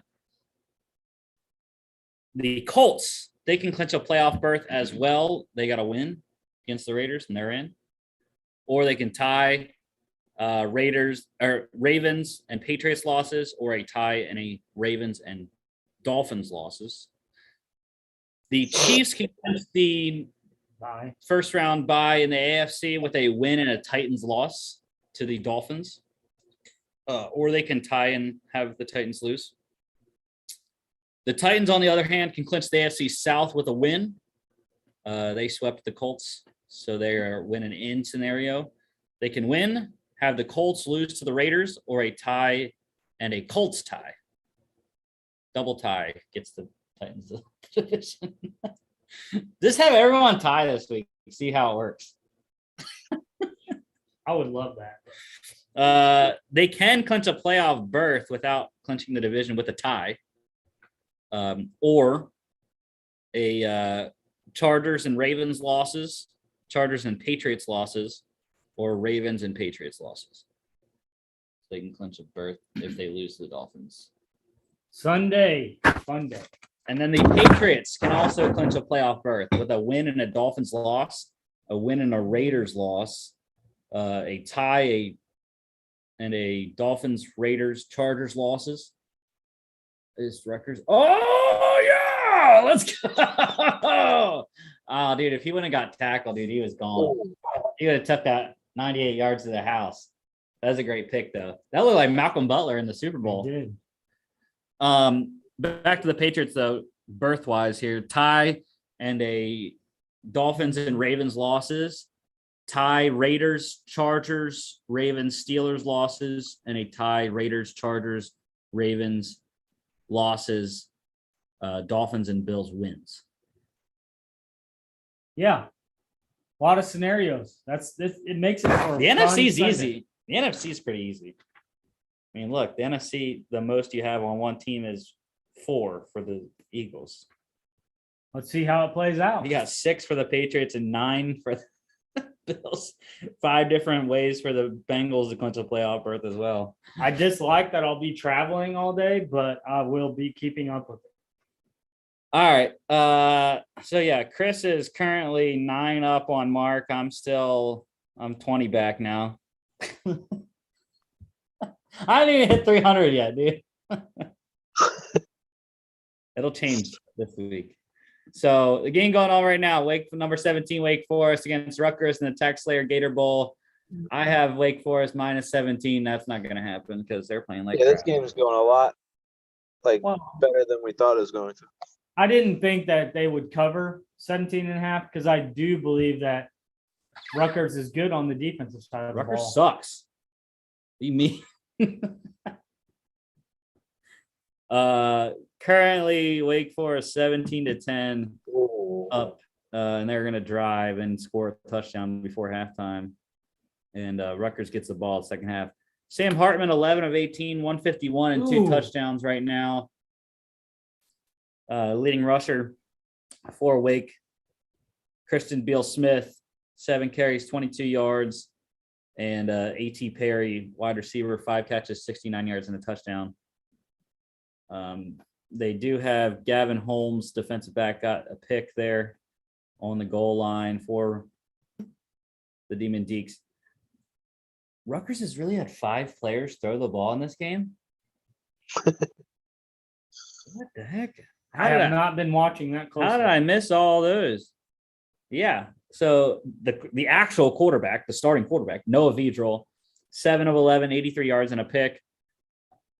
Apparently, they had wide receiver Isaiah Washington throw a pass that he completed for 27 yards. The backup quarterback, Johnny Langan, 1 of 1 for 10 yards. They also had Wake's got about 5 drops in this game. Quarterback Gavin Wimsat threw up 2 passes, incompletions, and quarterback Evan Simon threw an incompletion. I have no clue. Leading rusher for Rutgers right now, Aaron Young, 6 carries, 34 yards and a touchdown. And then Johnny Langan, the backup quarterback, their leading receiver, 3 catches, 42 yards. That's the game. It's the game right now. We're all on Wake, though. Under is 62. I don't think we're hitting that. No. 27 in the first half now. I'm telling you, Wake's going to go down and score a touchdown. Field goal. No, they're going to get a touchdown. They 2010 at half. only have 1 timeout. That's fine. Well, a field goal is still good. Yeah, 2010. That means I only need a touchdown to cover. But if I get 2 touchdowns, then I actually cover. Who gets the ball back? Touchdown on the field, Rutgers. Touchdown on the field goal only gets me to push 17. That's not good enough. All right, let's move on. Enough about this. And this is currently on ESPN. Tony the Tiger Sun Bowl also currently going on right now. It's not on the air anymore.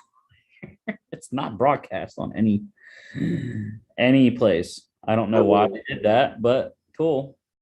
I forgot to say the Tight end down the seams. The Gator Bowl is at TIAA Bank Field in Jacksonville. Tony the Tiger Sun Bowl, that is at the Sun Bowl, where UTEP plays in El Paso, Texas. I love the name of the bowl. We all know Tony the Tiger. I'll start off by just saying the reason I picked the Chippewas is love their mascot, and 2, you get to play a Power 5 team, and so sometimes you just come into these games with a little extra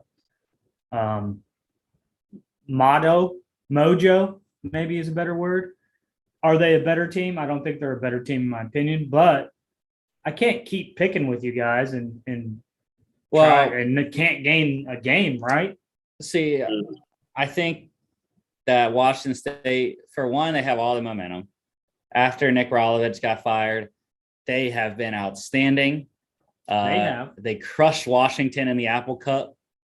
And it's going to be tough for Central Michigan. You know, they flipped from the Barstool Sports Arizona Bowl to this bowl because Washington State lost their opponent. I don't remember who they were initially supposed to play.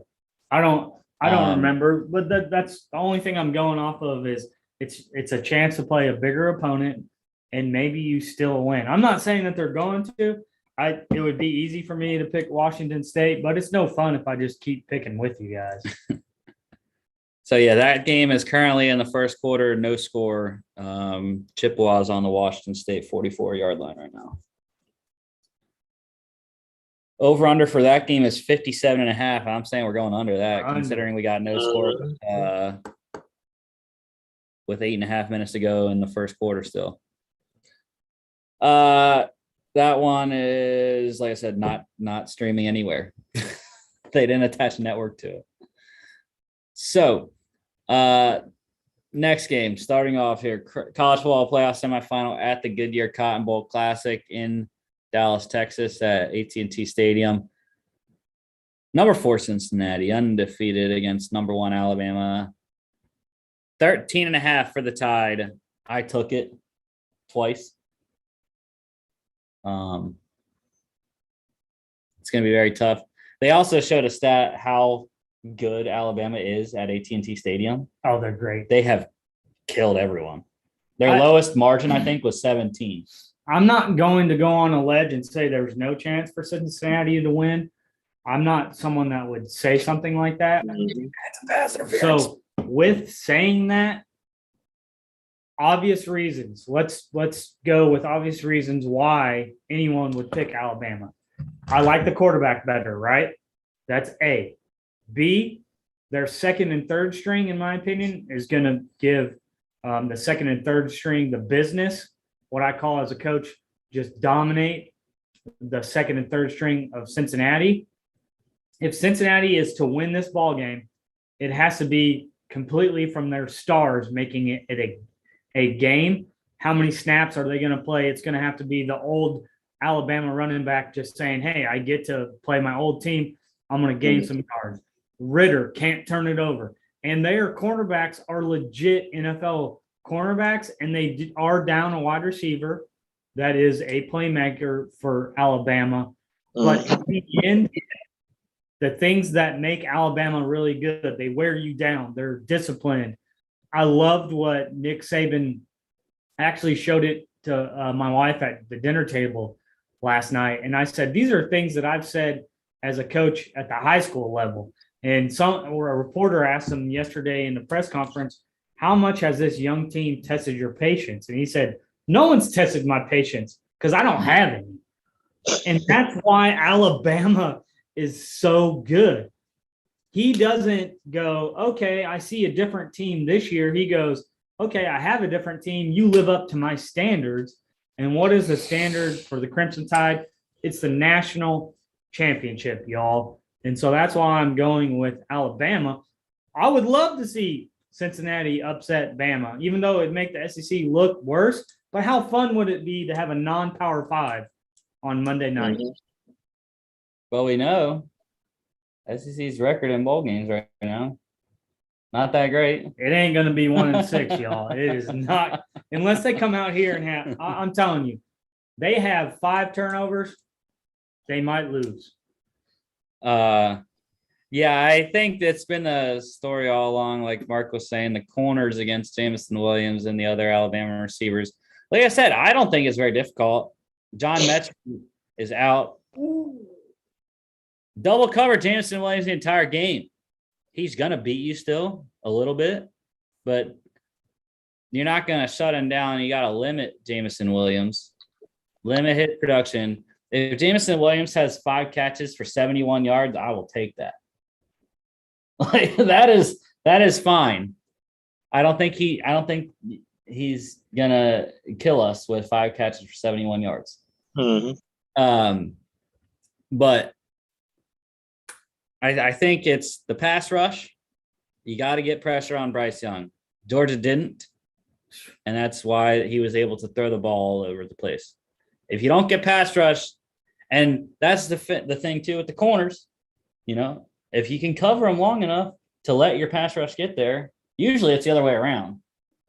The pass rush has to get there quick enough so your corners don't have to cover long. But I think for Cincinnati, it's all right, we got to cover for 2 to 3 seconds in order for our pass rush to be able to get there. So, and also for Bama, no Josh Jobe at corner. Even though we know Cincinnati is, I think, more of a running team with Jerome Ford, who is an Alabama transfer. He knows the guys he's playing against. I will say this, though. Alabama has some good linebackers. And that, to me, could be Willie the difference. Anderson.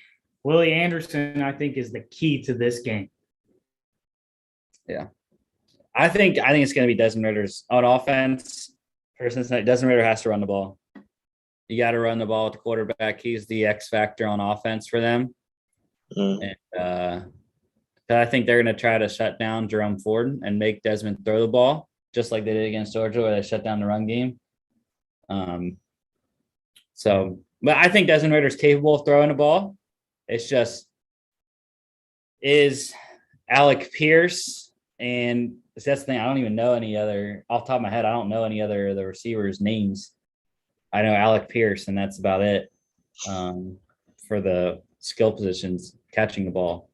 I would take a playbook, a play out of Harbaugh's, and if Cincinnati is going to win this game, it's going to have to be on a few trick plays, which we all know Alabama is well coached, and they're not going to get beat by a bunch of trick plays. But at the right moment of a game, can you have I wouldn't even say reverse. Is it a flea flicker? Is it a Oh, I'd run Statue of Liberty.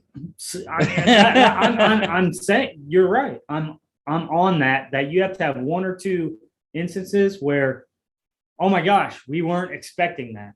And not even expecting it is, even if the defense plays one of it, do you have a second option that leaves someone wide open?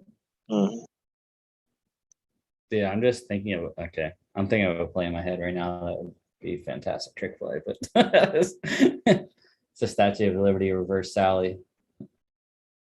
I know. I can see it right now. Let's see if they do it. Hold the ball on the left hand, fake the Statue of Liberty going that way, reverse Sally inside. Yeah, I think you got to look at the games that Bama struggled and lost. LSU, A&M, Auburn. That is how you beat them. Hit Bryce Young all day. Play good offense. Win the turnover battle. Win the field position. All right, we're all on Bama, though. Over-under is 57.5. I am saying over. Mm-hmm. I know the Bear, Chris Felica on ESPN Game Day Morning, he didn't pick this game. He picked the under Cincinnati team total of 22.5. So do we think Cincinnati scores under 22.5 points? No. Garbage time points. He said he doesn't even think they get to 20. Nope. Garbage time points. Here's the thing. Hear me out on this one. If it's a close game, they're going to score over 20. If they're in this ball game, it's 28. It's 31-28, right? Field goal. If it's competitive. If it's not, Bama wins 45. They put up 45, 50 points. Guess what happens in garbage time? Cincinnati scores some. I think they get to at least 21 some way. If not, that's okay. I don't mind being on the record for picking it wrong. Because in my opinion, you either have to get over 21 to be competitive with Alabama, or you get blown out so much that you eventually get to 21 in the fourth quarter.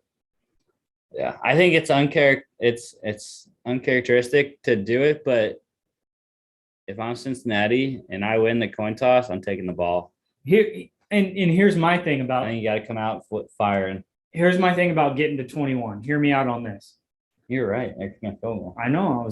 Thank you for saying that. Hope they hit it. If you don't get to 21, a non-power 5 will never get in the college football playoff if we have this for the next 3 years. Does that make sense? Okay, Alabama beat you 45-7. No non-power. Hear it on the record. Even if you're undefeated, will not get in again unless you get to 20 or 21 points. Well, that's the thing anyways. I mean, with all the conference realignment, I don't think there's going to be any teams left in the non-power 5. Well, yeah, because Cincinnati is going to the Big 12. So it's Houston. So you're right on that. But it would just squash the whole argument. Doesn't matter if you're 13 I will say, we still got Boise in the Mountain West. But I'm saying the Sun Belt, dude. The Sun Belt, Coastal, they're getting JMU.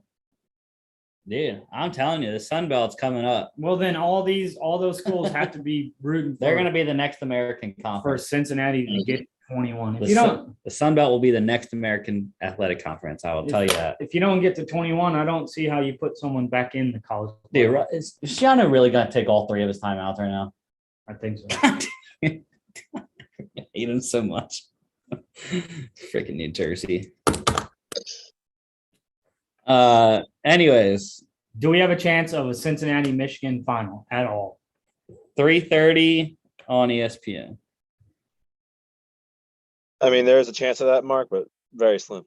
Oh, I snap. might be drunk by 3:30. Look at these picks. My gosh. Mark, College- did you put the M because my name's Mark? What College happened here? college football playoff semifinal at the Capital One Orange Bowl in Miami, at Hard Rock Stadium where the Dolphins play. Number 3 Georgia, 7.5-point favorites. Hey, Nick Skiba with the field goal. Told you. Against number 2 Michigan. Marcus lone wolfing the Wolverines. Yeah, I am. Going Go. against your alma mater there, Mark? Go. Look, I am a through and through Dogs fan. I'm tired of hearing the 1980 collaboration that everybody in America says we can't get it done. And I'm going to tell you why we can't get it done. And that is okay if they slap me in the face and everybody in Athens doesn't like me. Why don't we win this ball game? This is a tale of two tapes that couldn't be more alike. And who do I trust more at the quarterback position? Michigan. Do they have a world beater in a quarterback? No. But we have seen time and time again, whether it's against Alabama, we can go back, and I've said it, when we had Jake Fromm down in LSU, and you only used Fields for 2 plays, and we knew he was going to run. We can look at the tape in the SEC championship when you run a fake punt, and everybody in America knew that it was going to be snapped to Justin Fields. We cannot figure out the quarterback position, and that is going to be our downfall in this game once again. I hate to say it. I would love to think that we're a different team after getting railed by Alabama. We went back and got better practicing, but it is still the same concession. What is our quarterback going to do? Because our running backs are not Nick Chubbs and Sonny Michel and Todd Gurley right now. And I just don't trust the game plan on the offensive side of the ball. I don't. And Jim Harbaugh, let's not forget, he's been in the Super Bowl. He's got a defensive coordinator that's been at Georgia. Prove me wrong is my thing. Prove me wrong, and I would love to take this loss. Yeah, I mean, for me, I went with Georgia because I still think that they are one of the best teams in the nation. Obviously, they are the number 3, but I think that they can even beat Alabama in the championship, which is the matchup I have. And it's the preseason matchup I had all season too. So I'm sticking with that. And yeah, Georgia, like you said, they don't have as strong of pieces as maybe they've had in the past, but I also don't trust Harbaugh's track record either. Yeah, he's having a good year this year, but his previous seasons in Michigan have not lived up to expectations. So I'm still not ready to jump on his bandwagon yet. And I mean, you mentioned the Super Bowl thing. Well, he lost it. He didn't win the Super Bowl there. So No, I'm saying he's been in big games, and so has Kirby. So has Kirby. And we don't know if he wouldn't have won that if the lights don't go out in New Orleans. We don't, you know what I mean? He grew up coaching, and so did Kirby. I'm just not as big of a Kirby Smart fan as everybody in Athens is. I don't want us to have a different coach than Kirby Smart. I guess a better way to explain it is I trust Jim Harbaugh to open up his playbook more than what we've done has been successful all along, and we're going to keep doing it. And that's what you hear from Kirby Smart. And he doesn't have to tell us in his press conferences what he's going to do. But until I see you do something different in your play calling on the offensive side, if he said, Todd, what you learned in the NFL, I want you to completely open it up against Michigan. We got to go against a Heisman candidate on the defensive line.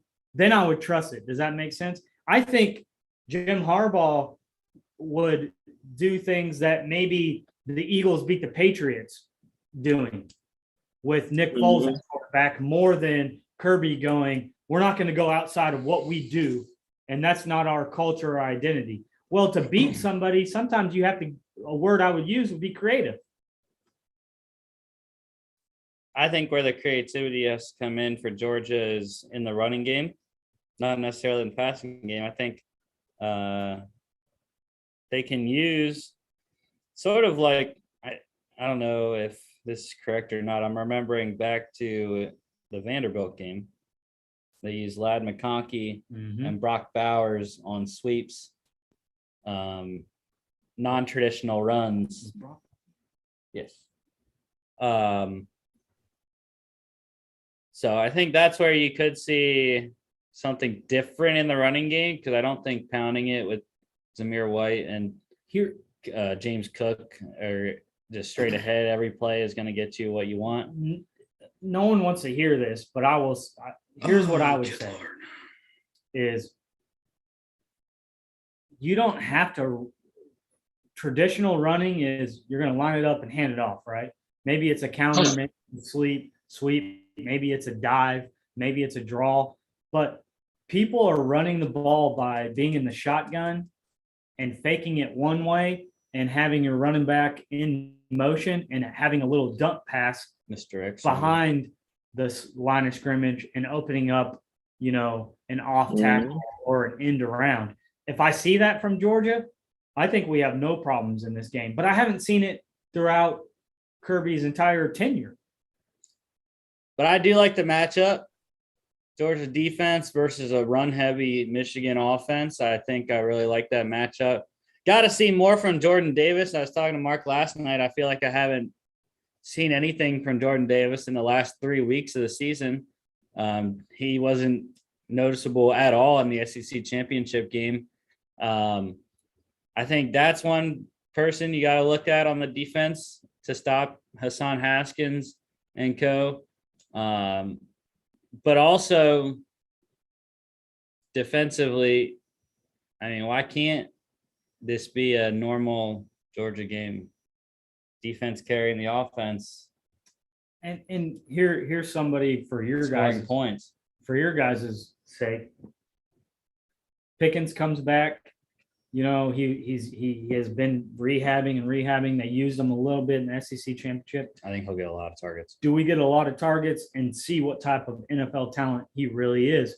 Or is he another potential skill piece from Georgia that hasn't done anything in the NFL? And lastly, has nothing to do with the SEC record in bowl games right now.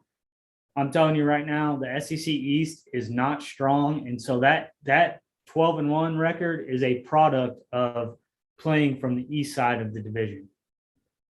Yeah. And I think that Pickens, I think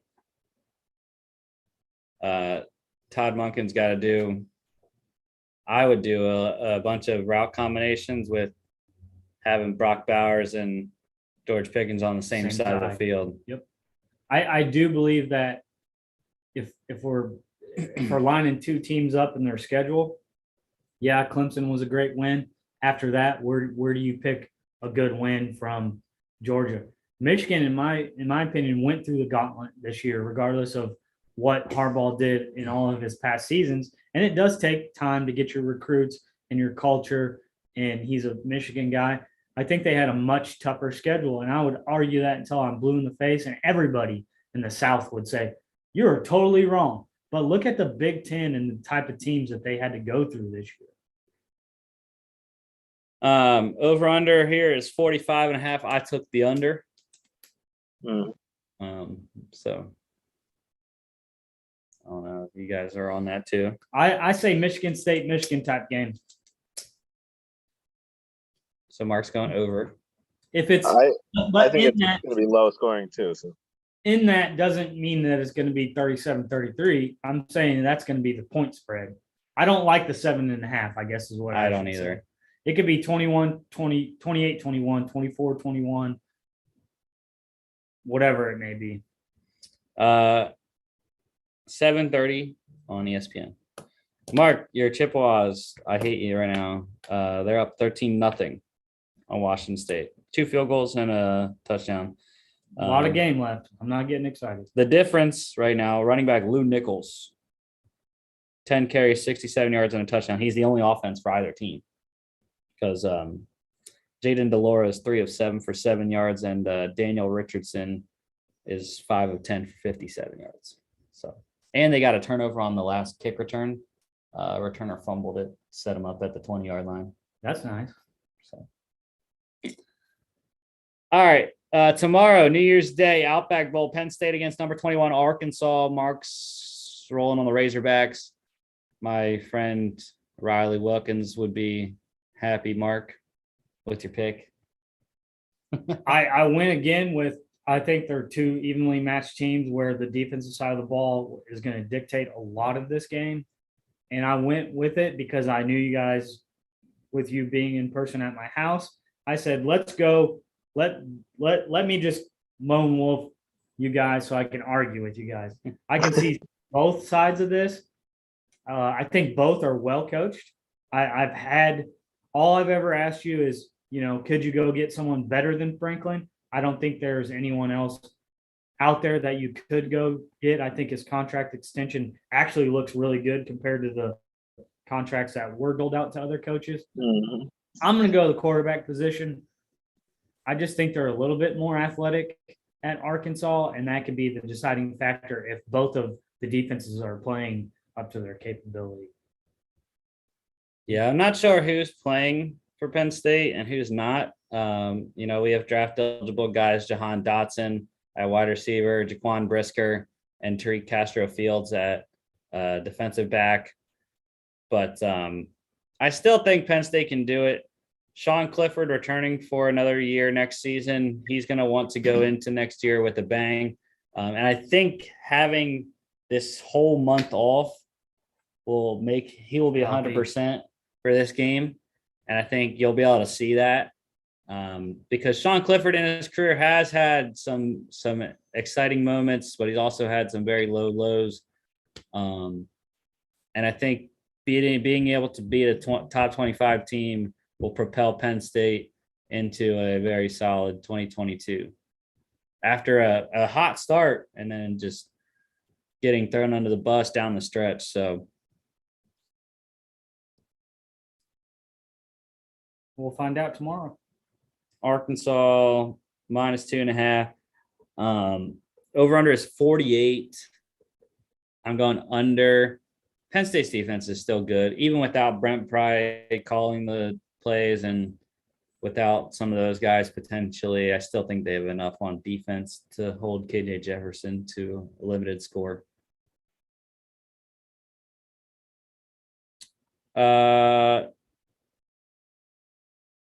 12 p.m. on ESPN 2.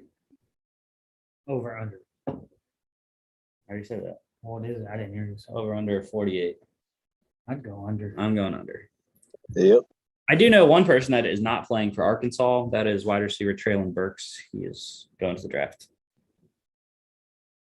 All right, PlayStation Fiesta Bowl. Number 9 Oklahoma State against number 5 Notre Dame. Y'all are on the Irish. Mhm. I've been on the Cowboys for a good majority of the season. I'm rolling with Mike Gundy and the mullet. And one stat that I didn't know that probably would have changed my mind after I picked this. I didn't realize that Oklahoma State leads FBS in sacks, which I think could be a big problem for the Fighting Irish. I am not sure if Malcolm Rodriguez is playing in this game or not. Okay. He's their leading sacker. I'm not a big fan of Gundy, and that's why it doesn't come down to the coaches because it's just the game plan. Your players have to go out. I actually went with Notre Dame because of how many close games that they have played, regardless if it was against a Florida State or against I think one game with Penn State. I think that just matures you, and they've had time off. Kelly left at the right time. You get to come in and coach your first game and put your stamp on it. And so I went with the Fighting Irish, and I do want him to win his first game. The players seem to love him there, and I would like to see him get off on the right foot. Yeah, talking about Notre Dame's head coach Marcus Freeman. Again, you've bashed Spencer Sanders all year. That's fine. I think he's the only reason that they even made it to the goal line in the Big 12 championship. So he's had a lot of resiliency this year, throwing picks, especially against Baylor, where he threw 6 in 2 games. But or 7, I don't know, 6, 7. But anyways, I think he's shown resiliency. It's a really good Notre Dame defense. So we'll have to fight through that again. But I think Oklahoma State's defense is just as good. And I would trust Spencer Sanders Conklin. over who the hell is the Notre Dame quarterback again? I don't even Jake remember. Conklin. The dude that came from Wisconsin. Oh, Cohen. Jack Cohen. Sorry. Jack Why did I Cohen. say Jake Conklin? Sorry. Yeah, I completely forgot. Sorry. Completely forgot about Irish Jack names. Cohen. I like Cohen. But yeah, I like Spencer Sanders better than Jack Cohen. So I mean, for me, obviously, I made the mistake of rooting for one Notre Dame quarterback on Monday night, and that didn't work out for me. Now I gotta root for Jack Cohen and the Notre Dame Fighting Irish here. But yeah, like you said, Rusty, I think the teams are both very similar. Both defenses are really good, and yeah, I just gotta kind of rely on the shoulders of the quarterback for Notre Dame, and I gotta hope that he outplays the Oklahoma State offense, which I don't know. This was probably the hardest game for me to pick out of all of our games.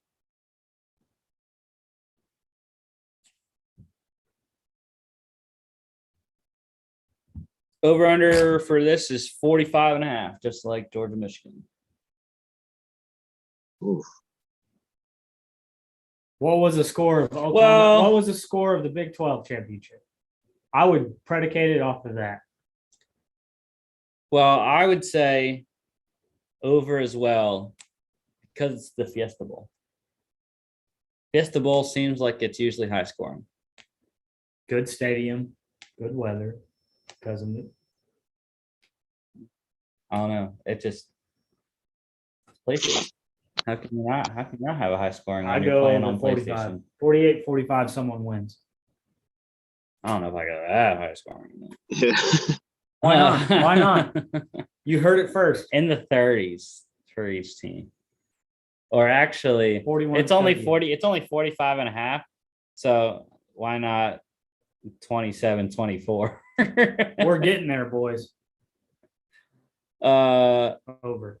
1 p.m. on ESPN. I don't like how ESPN set up their New Year's Yeah, Day stuff. with the- There's 3 games going on at one time once 1 o'clock hits. Because this is the third one right here. The Verbo Citrus Bowl, number 15 Iowa against number 22 Kentucky. Yeah, we're all on the Wildcats. Mark wanted to pick the Hawkeyes, but I should have, just to keep up the trend of going different on New Year's Day. I really think it's going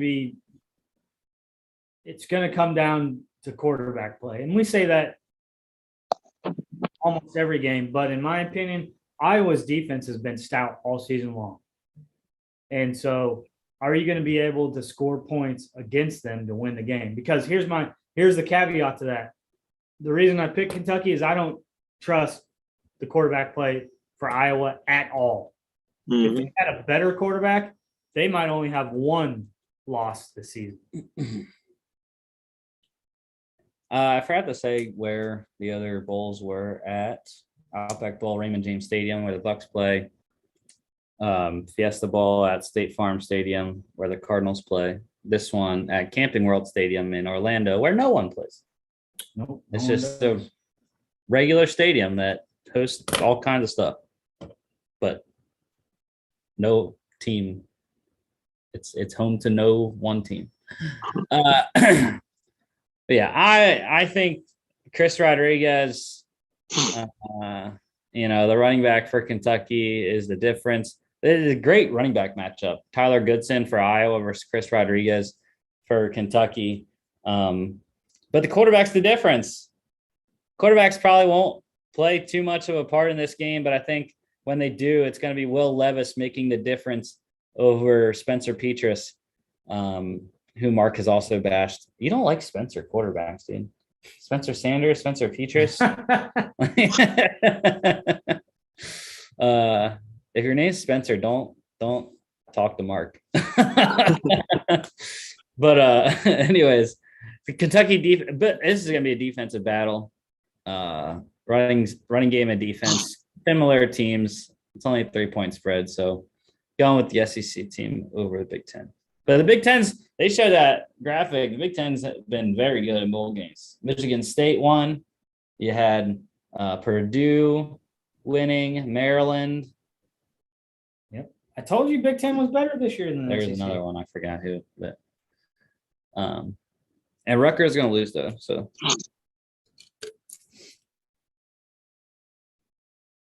over under is 44, and I'm going under. Yeah, under. Mm-hmm. I wouldn't touch it. I think it's going to rain in Orlando tomorrow. Let's see. 1 p.m. on ABC. All right, the granddaddy of them all, Rose Bowl, presented by Capital One Venture X, number 11 Utah against number 6 Ohio State. Yeah, I'm being a little bit of a homer going against Ohio State, but Utah's hot. They've crushed Oregon twice in a row. They got 10 wins for Kyle Whittingham's team, and the only thing I'm not sure if Devin Lloyd is playing or not at linebacker. If he's not, then Ohio State probably wins. But I'm just saying, I don't know if I haven't really heard too much talk about this game because everyone's talking about the college football playoff games. But I feel like if there was a lot of talk, it'd be Ohio State. Ohio State's going to beat Utah. Utah's Pac-12 team. Pac-12 sucks. Well, but it's at the Rose Bowl in Pasadena. This was the hardest game for me to pick. And Chris talked about his hardest game. And I told you that last night that we haven't heard a lot about this. I don't even know who's playing, who's not.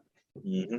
I went with the skills players because of the media attention that Ohio State has received all season, even in losses. You have CJ Stroud was making his case for Heisman at one point. Then you have Chris Olave and you have Wilson at wide receiver, and so that's why I picked Ohio State. But on the flip side, I picked Utah when you guys went Arizona State, and that's when they started their hot streak. And I think they are well coached. They are the Pac-12 champions. And regardless if this has any implications for the national championship, this still, in my mind, growing up, is the best bowl game because of the roses, and it's in Pasadena. It's in an Olympic stadium that's been used for 1,000 reasons over the years. And so this will be a fun game to watch.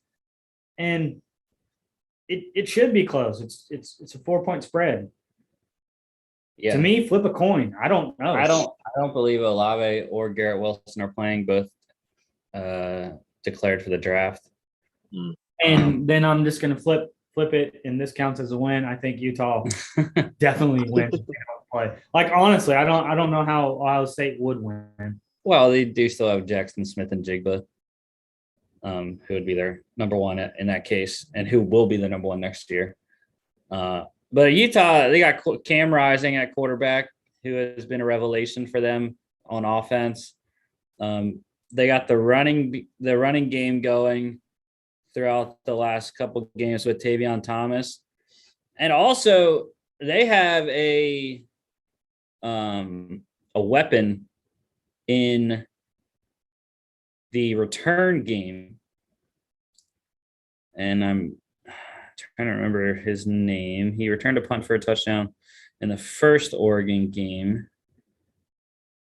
It is Britton Covey, their wide receiver. He has been a monster on punt returns. Look out for that in this game. Special teams, I think Utah has the definite advantage. That's field position, special teams, which I talk about it. I will say this will be the next 2 years will be the last time that we talk about the Pac-12. I'm not going to say laughing stock, but not in the college football playoff. They've reloaded. You look at Utah, right? They're in the Rose Bowl. They won it.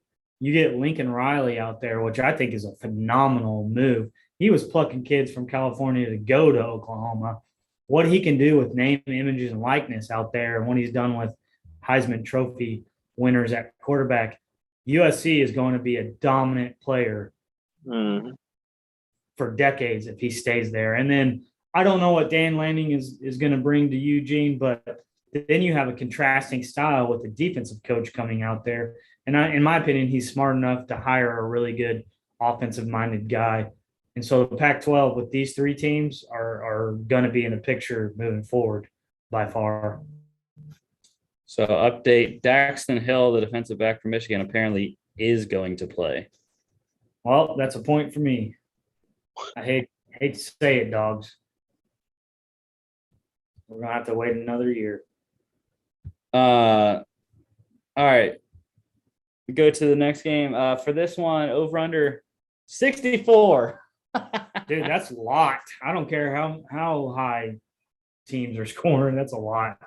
I think it's just under Utah's defense. Because again, what has Ohio State done on defense to inspire confidence?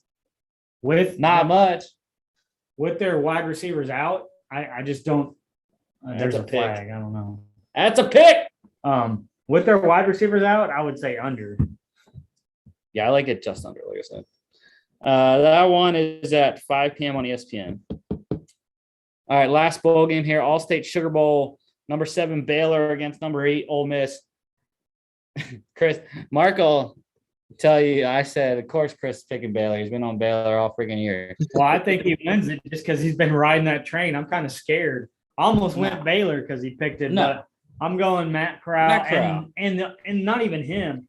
I like Lane Kiffin, guys. I think he's eccentric. I think he's different than he's like the pirate at Mississippi State. And I like the way he game plans. I think he can get his offense out in the open, and that's the difference.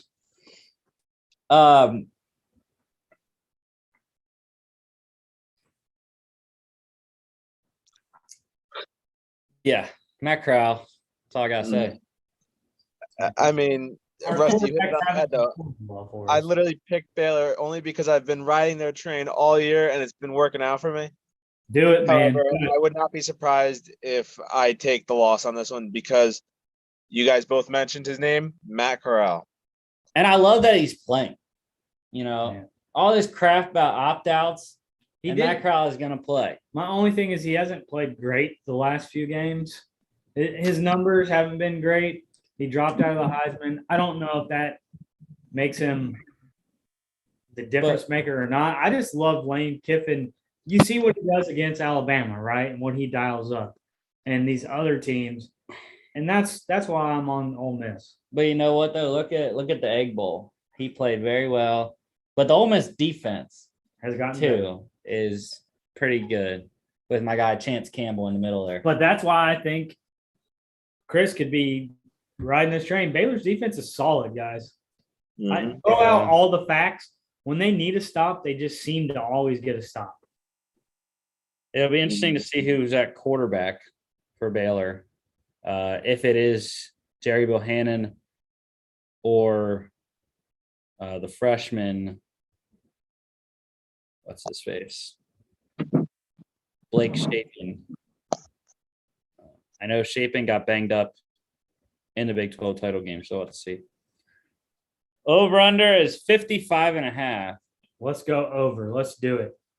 Under. Oh, defenses are good. Are you serious? You didn't do anything with that interception? If it's over, Mississippi wins if it's over. 3 and out on interception. Are you kidding me? 8:45 on ESPN. NFL pick standings. So, hey, Washington State's driving, Chris. Finally, they're driving. In 3rd and 11 on the CMU 13. Last week, Mark Sterling, dude, look at that, 12-2, dude. You're close, dude. I thought I was gonna go undefeated. When I was writing down the wins, I was going down. I was like, holy crap, dude! because like Chris had that first loss, but I was like, dude, me and Mark are about to go undefeated. Because Chris went undefeated in 1 week. I was trying to match. and then I hit 3 straight losses. You hit 2 straight. But yeah, so Lone Wolves last week.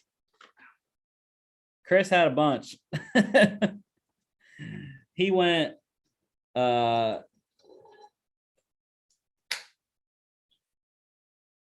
one. Let me see.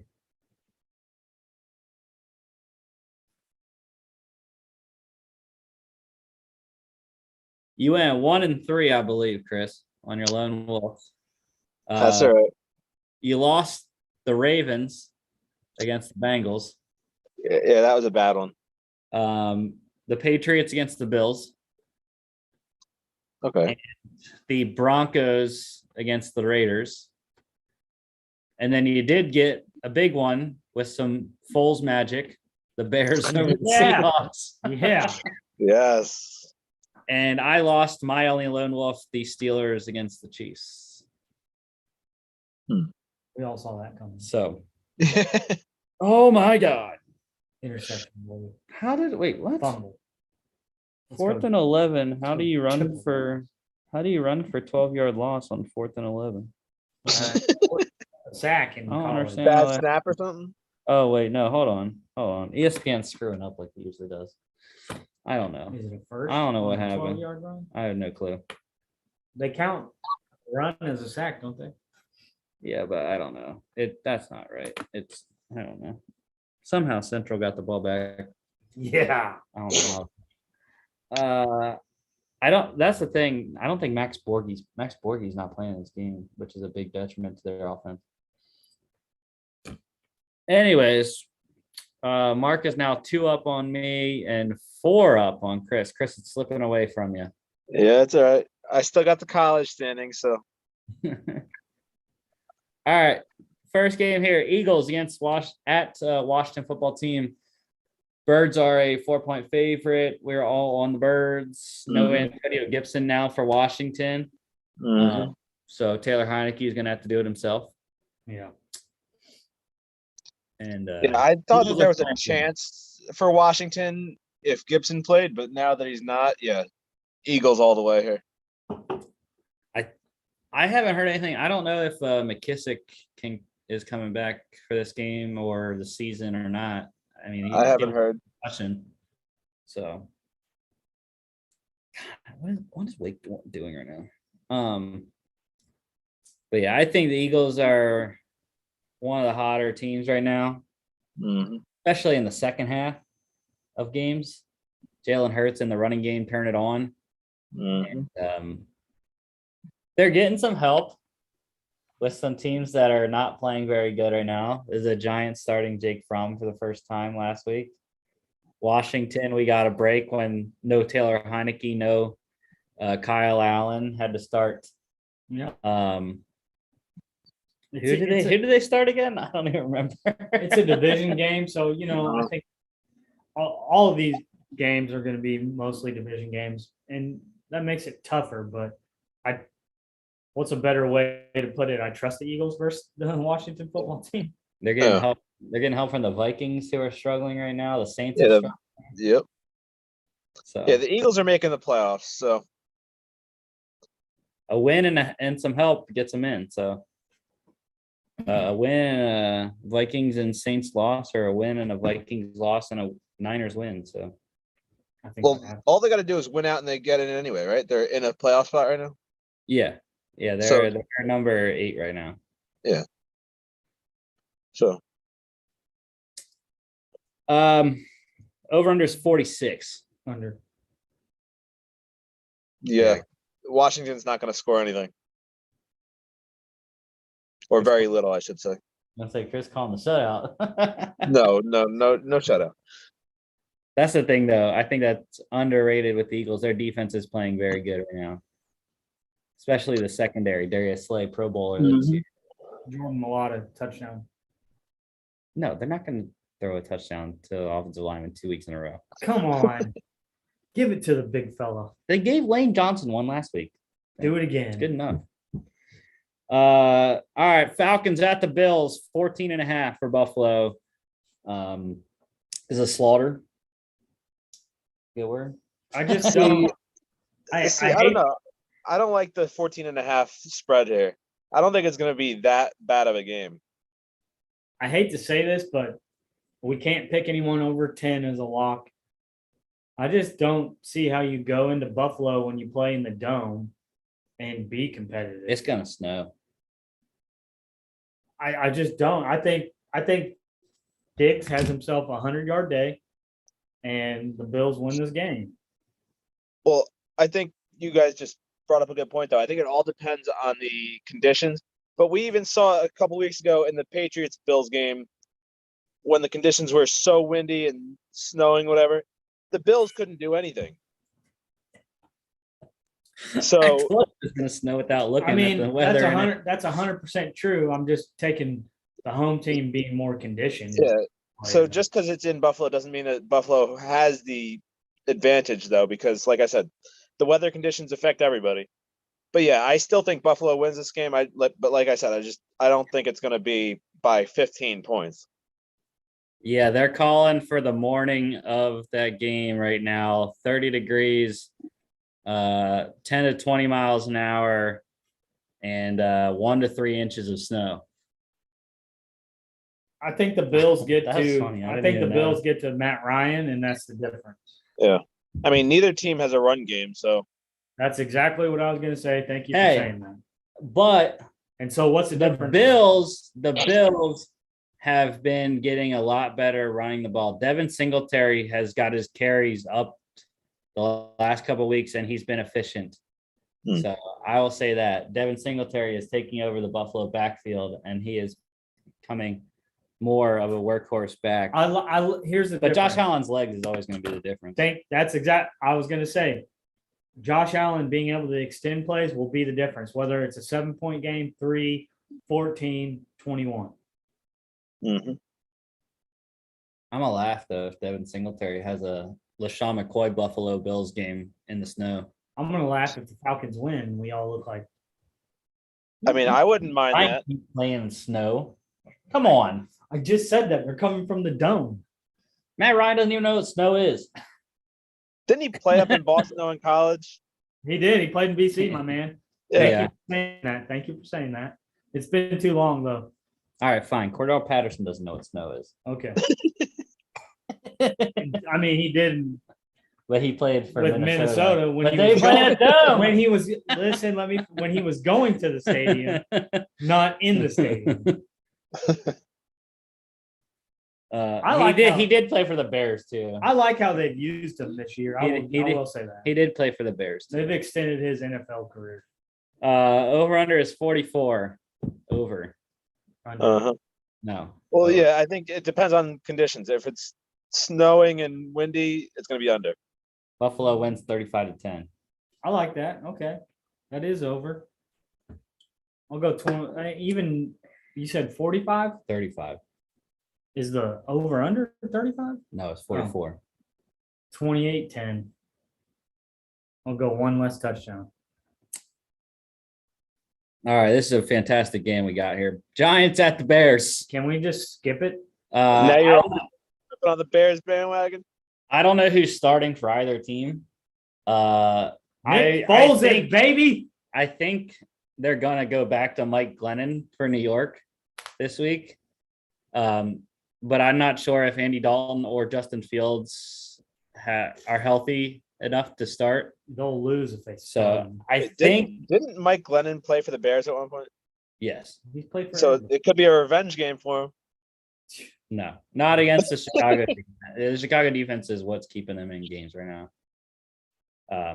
That's why I'd pick the Bears is their defense. So Okay. yeah, they're at home. Robert Quinn, 3-point ball game. They win. Roquan. It's not gonna be a 3-point game with Mike Glennon. I hope not. I will say. I'm saying worst case scenario, they win by. I will say Roquan has a pick 6 in this game. Talking about bold predictions like NFL Network does. He has minimum 10 tackles, 8 solo. Let's talk about that Monday. You heard it. Hey, Coug's getting a stop. Let's go. Just got to drive it back down the field now again. Down at your own 8. Jaden Delora, come on, bud. You can do it. I believe. All right. Over under is it's a great one. It's the lowest of the weekend. Surprisingly, right? 37 and a half. Under. 37 and a half. I don't know. It was 25-23 against Seattle. We want a 9-3 game here. Push the spread. How about 10-3? 10-3 covers the spread and gets you under. 21-14. 21. I have no confidence that the Giants can score 14 points. 21-14. Anyways, here we go. Good one. Playoff implications. Chiefs at the Bengals. Chiefs got to get a win and have the Ravens lose.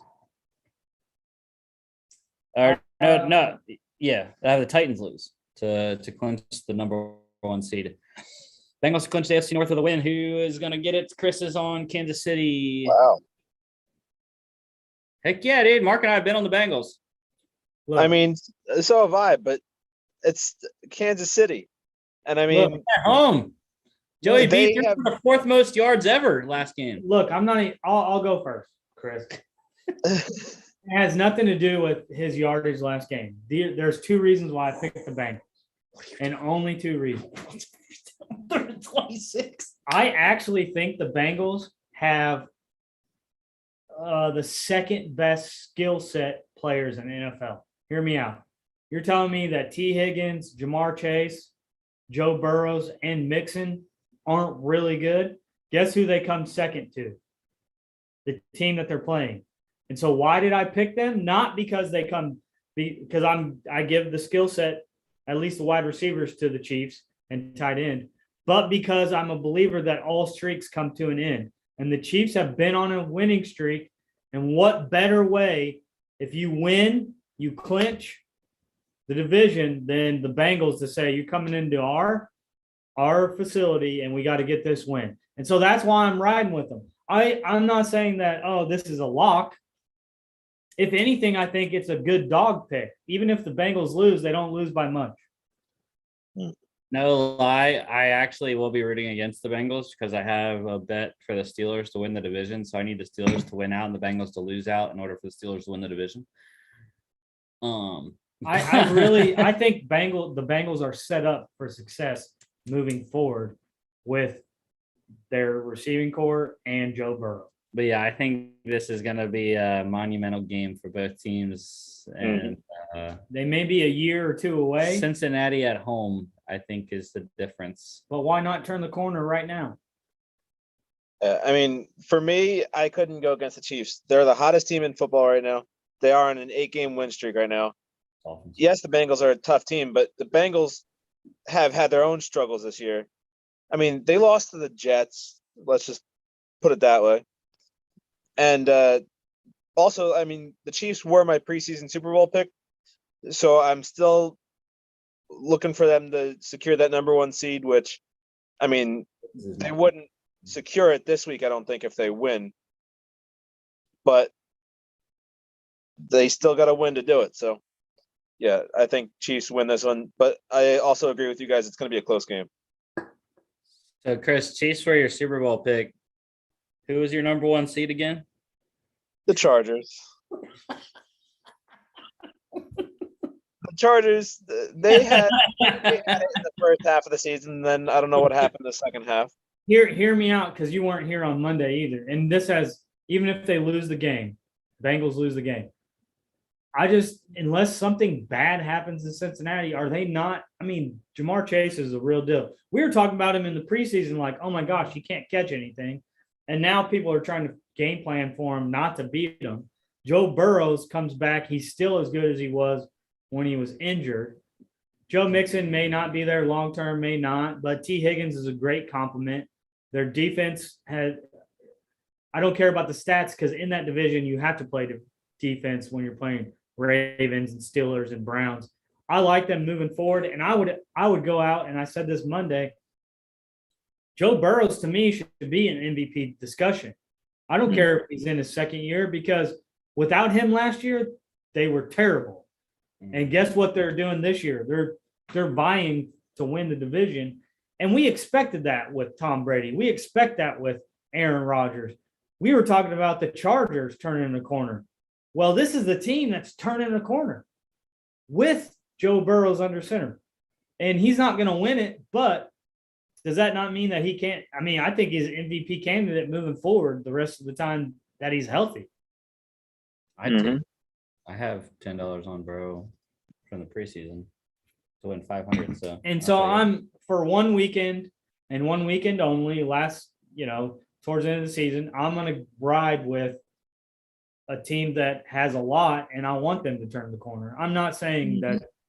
I mean, by picking them, I'm saying they're beating the Chiefs, but it would be easy for the Chiefs to walk in here and go, "Hey, I need to remind you guys, we're still, the best team in our conference."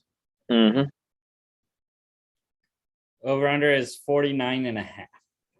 I like it. I like the over. I like the over. Let's see some points. Also, just a side note for this game, I looked at the standings, and right now, if the season ended today with the same standings, Bengals will be hosting New England in the first round of the playoffs. That'd be a good game. They're gonna lose. Let's go. They're gonna lose. I like their skill position, guys. I really like their skill position. All right, another playoff implications. Dolphins at the Titans. Heck yeah. Freaking lone wolf in Miami. We're going to win 8 straight games. The Dolphins are going to make the playoffs, and we're going to keep it rolling. You know what's crazy about the Dolphins? They're still in contention for the AFC East divisions. Yeah. They're only 1 game back. How ridiculous would that be? Atlanta upsets Buffalo. Jacksonville upsets New England. Not happening. And then the Dolphins are sitting right there. Every team at 8-8 going into week 18. And we're going to play it out. Let me ask you for the division title. Let me ask you a question. Would you rather go into the postseason on a big winning streak? Or would you rather lose and get that winning streak out of the way and get refocused for the playoff? Honestly, they can't afford to lose.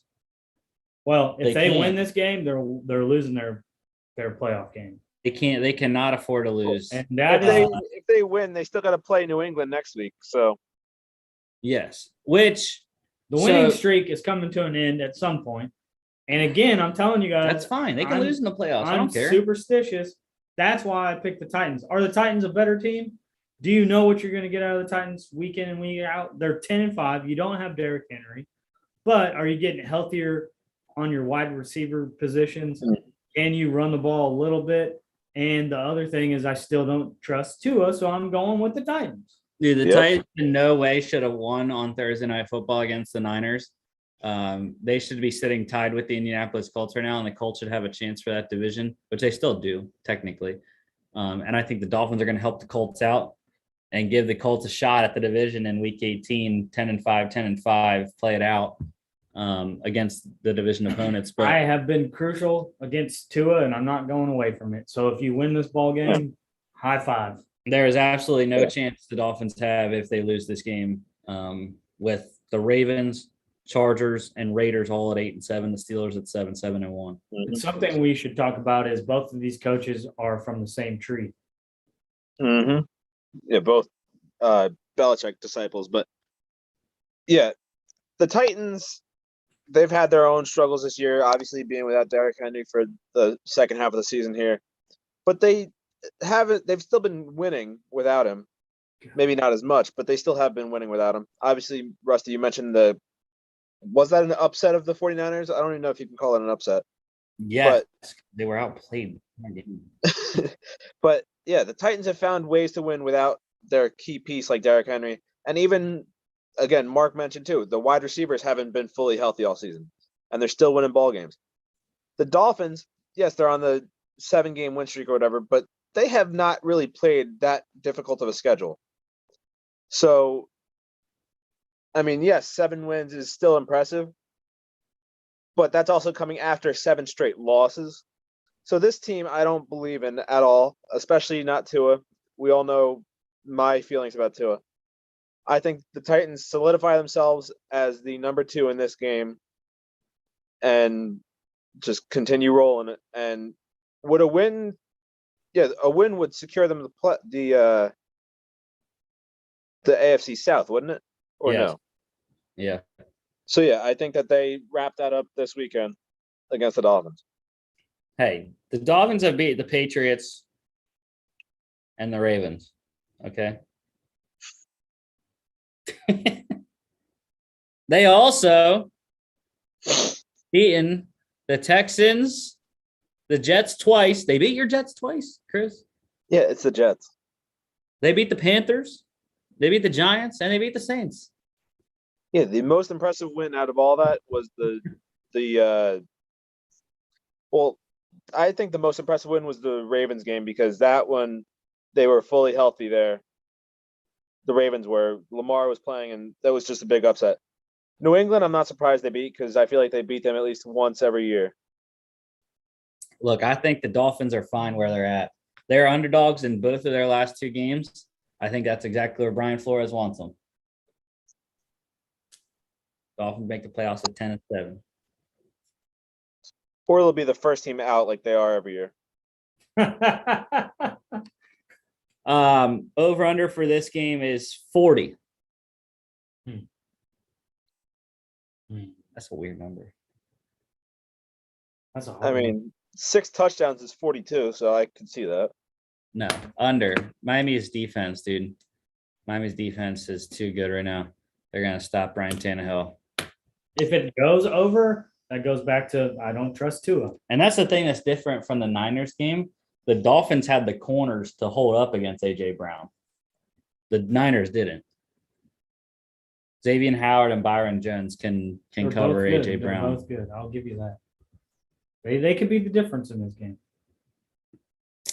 Raiders at the Colts. We're all on Indianapolis. It's not confirmed yet if Carson's playing. I don't think it matters. Guess who is? Jonathan Taylor, Oh, the 2021 MVP, Jonathan Taylor, is going to win this game. The Raiders are horrible against the run. I don't understand how the Broncos were trash last week running the ball because the Raiders are not that good against the run. Look, Cleveland should have ran the ball at times if they threw it when Mayfield was out and it was a field goal game. And I know Derek Carr has these winning drives, and I have no qualms. I think he actually is a decent quarterback in the NFL. But you're not going to win a close game against the Colts, especially if Carson is there. And look who's back on the Colts defense now. You got Kamoko Toure at the end, Rock Yassin at corner, and the biggest one, Darius Leonard in the middle. It's at home. I like the Colts. I think I like the Colts. I think Jonathan Taylor still needs one more big performance to push him even more into the conversation. They didn't hit him. They threw a flag. So if he can do that, and I think it would help if Sam Ehlinger is the starter for Jonathan Taylor to be able to get the amount of carries he needs to have a massive performance like that. But I still think he's going to be too much. He went over. His forearm. So that, come on. And the Raiders, they're on life support right now. They're, like I said, tied with the Ravens and Dolphins. But they lose all the tiebreakers. So actually, they don't. How do they? Oh, because they're also behind the Chargers because of divisional record. But I think if they finish tied with the Ravens, because they beat the Ravens, so they would win that head to head. But I get so confused in these tiebreakers anyways. Again, I don't know how the Cowboys are number 2 when the Bucks beat them, and the Rams beat the Bucks. So I have no clue. But anyways, over under for this one, 44.5. Going under. The Raiders, I mean, they haven't been scoring many points at all. I mean, look at their games. They scored 17, 16, 9, and 15 in their last 4 games. They haven't even scored over 20 points in their last 4 games. So, and even if you take out the Cowboys game where they scored 36 on Thanksgiving, they still go back to the Bengals game. They scored 13. They scored 14 against the Chiefs. They lost to the Giants, scoring only 16. So they have not scored much at all. And I think the Colts defense shut down again. Under 44.5. Jags at the Patriots. No one's picking Trevor Lawrence. No. Not a chance. It's a rookie first round pick showdown. What do you mean? He just lost to Zach Wilson last week. Exactly. And now he's facing the best quarterback from this draft class. Yeah, it's in New England. I don't like 16 though. I don't know. It's because of the Patriots defense. Well, it's the Texans thing from last week that getting me all flustered with the Chargers. So 13-point favorites were the Chargers last week and they lost. So I'm just saying. But anyways, yeah, Patriots got this one in the bag. Jacksonville going up to cold weather. See, has Trevor Lawrence ever seen snow? I don't know. I'm A Carolina kid or Georgia kid, I mean, right? Carolina kid, Georgia, right? Georgia kid went to Clemson. He hasn't been playing good all season. So what makes anyone think he's going to be good against the greatest X and O's? Because he has Laviska Shenault back there for this game. I can't believe they ruled that targeting. and James Robinson out for the year, so they gotta get I don't know if it's gonna be Carlos Hyde or Dario Ogunbowale again, who was their leading rusher last week. Mm. They also get all their linebackers back this week too, so that'll help against Ramondre Stevenson and Damian Harris. Over under 41.5 here. Under. Yeah. Although I also could see Belichick getting like 40 on his own. What the hell? 20-0. What the hell are your Chippewas doing, dude? 20-0, Chris. Come on. Anyways, Bucks over your Jets at MetLife Stadium.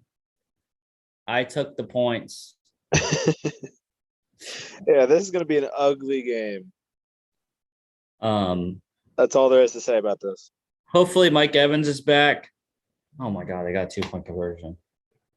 21-0. Jesus. Yeah, I think hopefully Mike Evans is back for this game. They got to run the ball with Rojo, and Tom Brady should have a fun day in East Rutherford. Yeah, he's dominated them there while he was with the Patriots, and it's not going to change now when he's with the Buccaneers. Over under is 45.5. What do you think, Chris? I mean, I think he can get there. I think it'll be like 35-14 or something like that. Yeah, I like the over. Mark your Rams at Baltimore. We're all on LA. I don't like that they have to go across the. I said pond last night, but they're not going across a big body of water. They're going across the other side of the United States, and they don't play well. Look at their games. They They're don't fine. play They're fine. going across 3 time zones.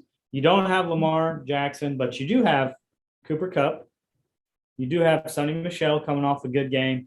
You do have Matthew Stafford, and all the reasons to win this ball game to keep the Arizona Cardinals down. And so you got to win it. So I'm going with my beloved team that no longer resides in St. Louis. Winning a Cardinals loss gets the Rams the NFC West division crown. Yeah, Cooper Kupp is my guy. He's going to have the greatest wide receiver season ever Yeah. by the end of this year. He's chasing Calvin Johnson. He already has the most receiving yard receptions in Rams history in a season. So he's not going to touch Marvin Harrison's record, I don't think. He'd have to put in a bunch of receptions in the last, or not Marvin Harrison, it's Michael Thomas. Mhm. Thomas's receptions record, I should say. Yeah. Broke that a couple years ago. But yeah, Matthew Stafford, the offense is too good. Even though he threw 3 freaking picks last week against the Vikings and screwed me in fantasy. You should probably just not talk about your fantasy. You know? This is my therapy. This is where I get to talk about my problems. But anyways, yeah, it's fine. I beat Chris in the consolation bracket game last week, so Yeah. I'm officially going to finish the season 5th place in our dynasty league, anyways. In the words of Ricky Bobby's dad, you're the 4th loser. But yeah, no Lamar. I don't think Tyler Huntley can save their season, and the Ravens are not making the playoffs. That's crazy. That is crazy. Over under is 46.5. Give me the over. That's the one thing though that Tyler Huntley has done. He's been able to throw the ball very well in his couple starts, and they've been high scoring games. Both of his 2 starts so far They have. against Green Bay and against the Bengals. Granted, it wasn't much high scoring for the Ravens. They only scored 21. The Bengals scored 41. So, all right, 4:05 games here. Broncos at the Chargers. We all got lightning bolts. Chargers starting Drew Lock again. Chargers are also life support. They need all the wins they can get.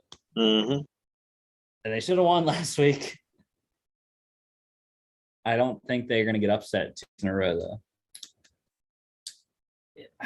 Well, we have somebody on here that thought they were going to be first in the division. First in the conference. First in the Sorry, conference. And Yeah, I'm I not thought they were gonna have a great season. I'm not which, I mean, dogging it. They were. I am not dogging you at all for picking that, because when you look at their wide receivers, when you look at their defensive side of the ball, it does add up. What I'm seeing in the trend, and I've talked to him about off of the show, is, you know, there's Staley fans and there's people that don't like Staley. And I think he's gotten in the way of their progress. We're going to do it this certain way instead of, hey, we're going to kick 1 field goal when we went for it a bunch of times with the Chiefs. We're going to go in and do this last week, and it's been disastrous the last 2 weeks. And so, in my opinion, he does change up what he's been doing, and they get a win.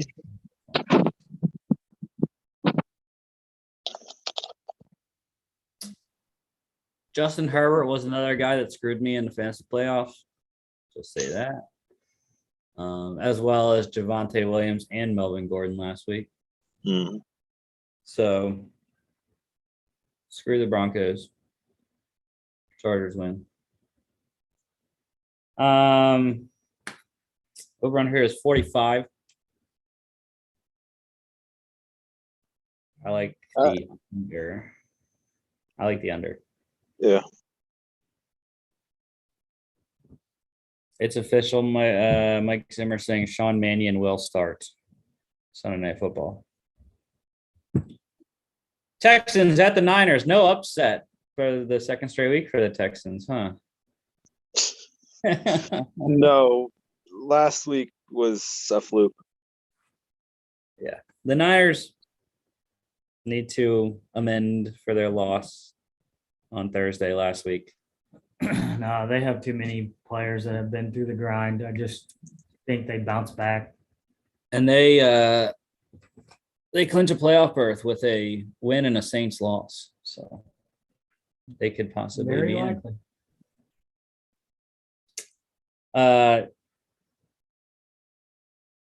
No Jimmy G though for this game. It's gonna be Trey Lance. Huh? More than likely, anyways. They haven't ruled Jimmy G out, but That's kind of intriguing in itself to see what he does if he gets to play the whole game. Rookie versus rookie again. Yeah. Trey Lance versus Davis Mills. Maybe Texans do have an upset. I'm just kidding. Well, we saw what happened against the Titans when the Niners had to cover, and now they got to cover Brandon Cooks. Yeah, So- that's true. That is true. Brandon Cooks, Nico Collins. Over under here is 44. Under. I don't know why I'm picking a lot of unders this week. Under that.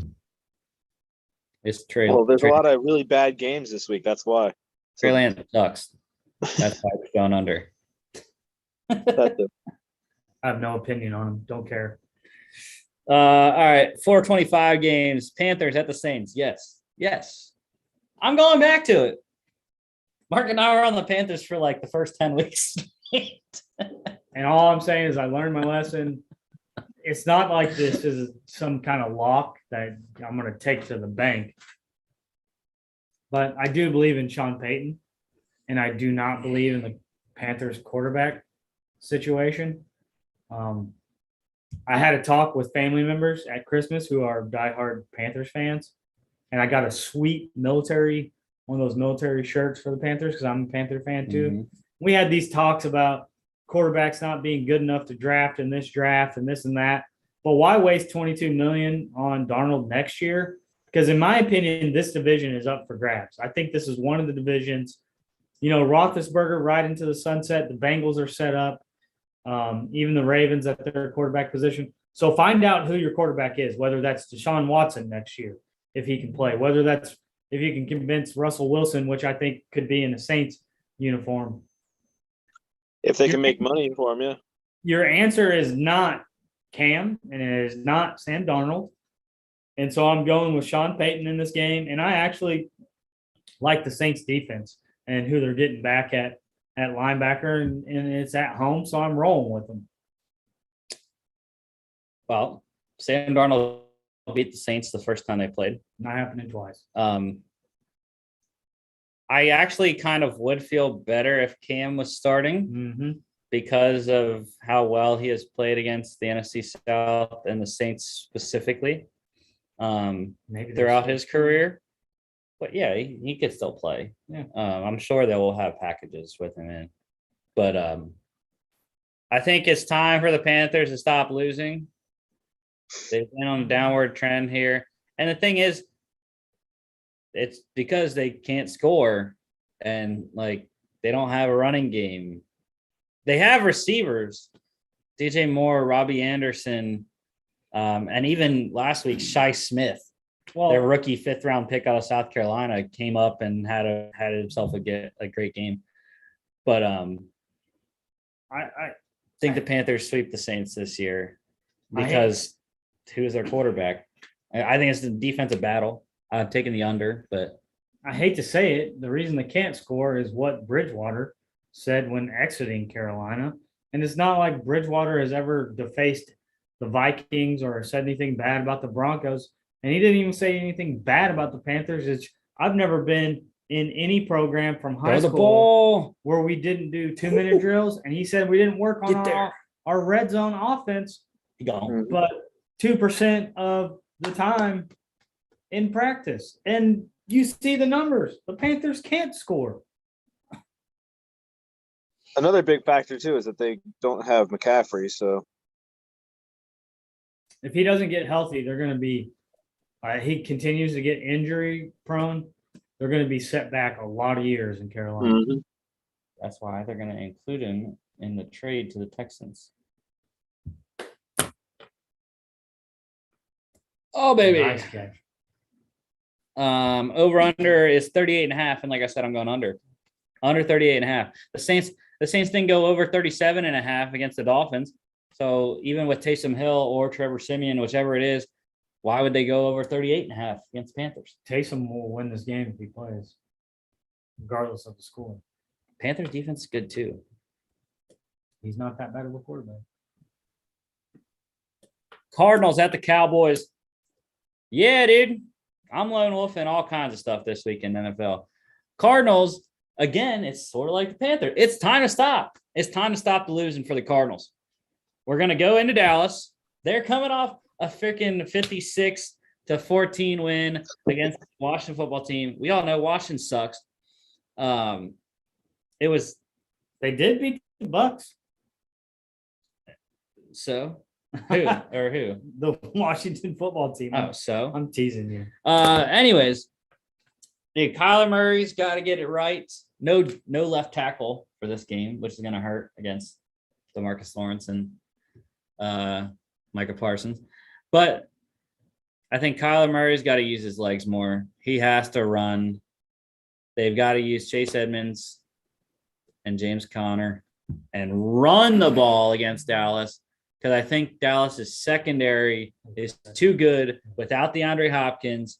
That I don't think AJ Green and Christian Kirk are going to beat them. And they already have the matchup against Zach Ertz too, with Micah Parsons against him. So you said it for me. Hey, Wake Forest. That's a cover. They're covering now.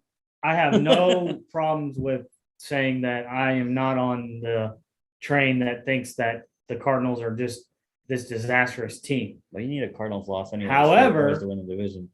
I believe in a few things. I believe that DeAndre Hopkins makes Kyler Murray a better quarterback. Well, he's not in the game. But I do believe that Zach Ertz, has made a transition on the trade. I still believe that AJ Green is serviceable and Kirk is good. But on the flip side, I'm not even going to talk about the offensive side of the ball that they put up 56 points. It was wide open. That's a great catch. It's Micah Parsons, to me, is the difference maker in this game. Whether you say you got to cover a tight end or when Murray runs, you got to spy the quarterback. And I think Micah Parsons is that good. I see somebody that is going to win Defensive Player of the Year in the coming years. And that's why I'm riding Dallas at home.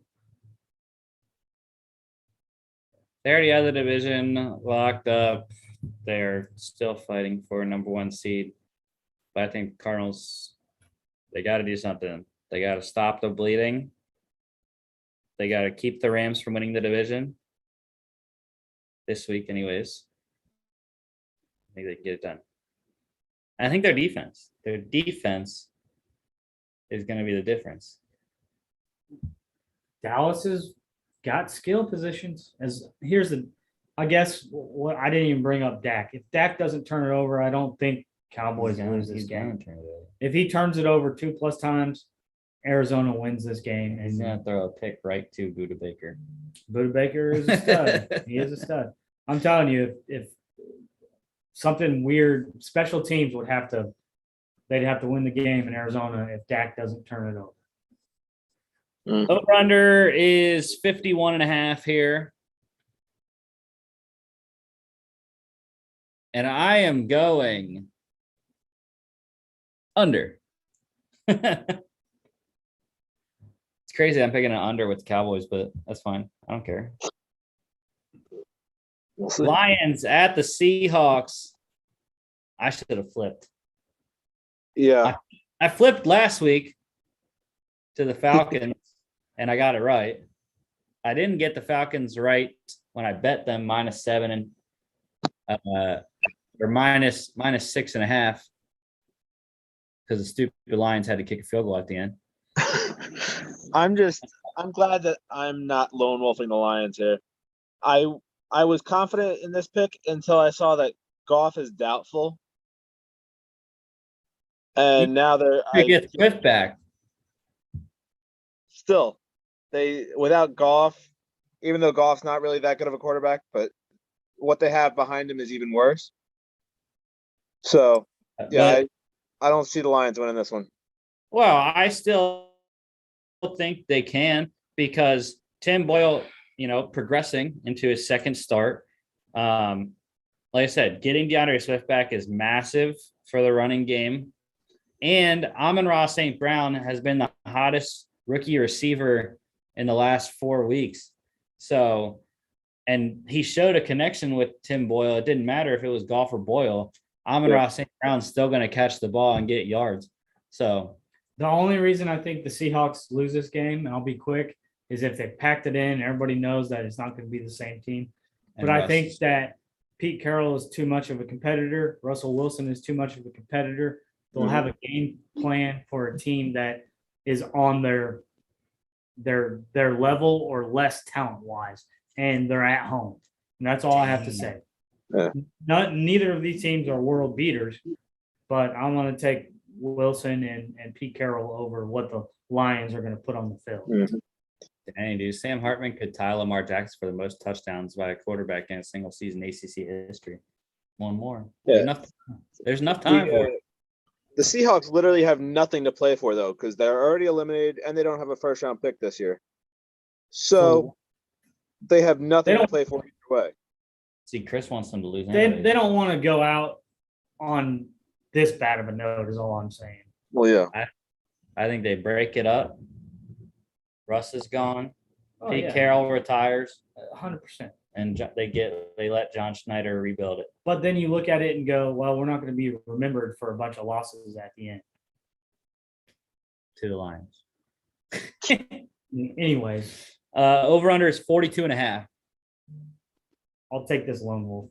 They scored 49 total against the Bears last week. So Yeah, but that was 42. the Bears. This is the Lions.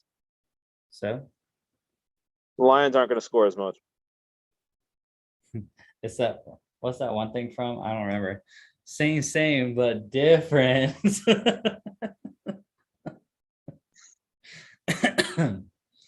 Anyways, Sunday Night Football here. No Kirk Cousins. I don't even know I don't even know if they have an updated line on here.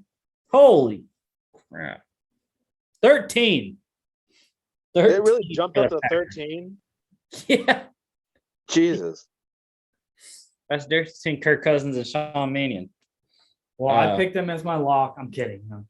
So, yeah, Packers are going to win this game, close the Vikings playoff hopes down. They're going to get a lead, and you're going to see some running back numbers from the Packers. Yeah, well, Aaron Jones could have scored more than 13 points last week. Dalvin Cook's going to have to run for 200 plus yards to win. He won't. Not with Kenny Clark playing. I know. Over under here is 47. Under. Mhm. The Packers are going to score 35, I think. I don't know. They struggled against the Vikings last time. But again, that was with Kirk Cousins The Vikings being do able play to them outshoot tough. them. The Vikings do play them tough. But it's also in Green Bay. At home. You said 47? Yeah. They'd have to score 38, in my opinion. All right, best bets of the week. Yeah, I'm on the Eagles -3 at Washington. I was on the Eagles last week. Hit that one. I was also on the Rams last week. Hit that one as well. Luckily, I got them at 3.5 because it's 5.5 now with Tyler Huntley starting. And then I'm on the Bucks against your Jets, Chris. I was struggling to find a third one, and obviously it would have been the Packers. But at 6.5, I wasn't so sure about that initially. Well, I mean, you can 13. live switch right here if you want. No, I'll stick with the Bucks 13 against the Jets. Smart move. I haven't gone 3-0 this whole year, so First week. This would be the first time. that's what I say every week. Lock standings. We all went 1-0. We all got it last week. Still holding on to that one game lead here. Oh, I forgot my best bets last week. -10, the Eagles against the Giants. Rams -3 at the Vikings, and I lost the stupid Chargers -9.5 at the Texans. Our locks last week, Chris, you and I were on the Packers on Christmas against the Browns, and then Mark was on the freaking Falcons against the Lions. They only won by 4. Close. Win is a win, baby. You're lucky we don't do spread on locks. Someone had a bad injury, Yeah. broken leg or something. All right, locks of this week. Chris is on the Colts with the uncertainty of Carson Wentz. Jonathan Taylor. That's all I gotta say. I think the Colts are might be a better pick because it's not same division, and division games, I've always said, are harder, regardless if people are down teams or not. You're used to the coaches being them more Georgia. throughout the season and everything. But the way the Eagles are playing and the downward trend of the Washington football team, I had to go with the Eagles. We have this rule on here. People didn't know we don't pick anyone that is favored by 10 or more points. Otherwise, I think we all would pick someone like the Bucks or the Packers after hearing these injuries. Yeah, it's the Michael Irvin rule. If you've seen Michael Irvin pick his locks on NFL game day morning, especially last year, he would just pick against the winless team. Yeah. If their team didn't have any wins, he'd be like, "Oh, Jets, that's a lock." Whoever's playing the Jets. Yeah, this week was very hard trying to pick the lock because, like you guys said, there was so many double-digit spreads, and we can't pick those. And the other ones, there were a few way too close for me, and others that I wasn't confident in. So, yeah, I'm surprised I kind that of had to go with the Colts here. if we all wanted to go different, I would, and this was even before knowing Goff was not going to play. I would my 1A or my 1B would have been the Seahawks. Even though they're not playing well, I think they can get the line. Chris, I didn't have a problem picking my lock this week. Well, the dog was also hard. Spurs against Washington, that's easy. Dog standings. Mark, he's pulling away. I don't He's know. pulling away. I'm risking it this week. He guys. went 2-0 last week. He got the Bills plus 2.5 at the Patriots. Chris, you had Ravens plus 3 at the Bengals. They lost by 20. And I had the Steelers plus 8.5 at the Chiefs, and they lost by More. 26. So I live bet them plus 27. So I am taking the biggest risk of this week, but what I'm putting my mouth where my money is, my money where my mouth is. So Mark is up on Chris by 2 and up on myself I by think 5. we could be tied after this, Chris. Mostly. This is just a paltry list of teams. Chris on the Lions plus 7 at the Seahawks. No Tim Boyle or no Jared Goff. It will be Tim Boyle. So plus 7. You still think they can? I'm not as confident in this pick anymore as I was going into the day, but At least you're going against a Seahawks team. Look, guys, I'm taking the Panthers. I'm going against the Kansas City Chiefs. I'm taking the Panthers plus 7 at the Saints. Like I said, Sam Darnold's starting again. He beat the Saints one time already this year. He can beat them again in New Orleans. The Panthers defense is going to be the difference. They're going to pick off Taysom Hill.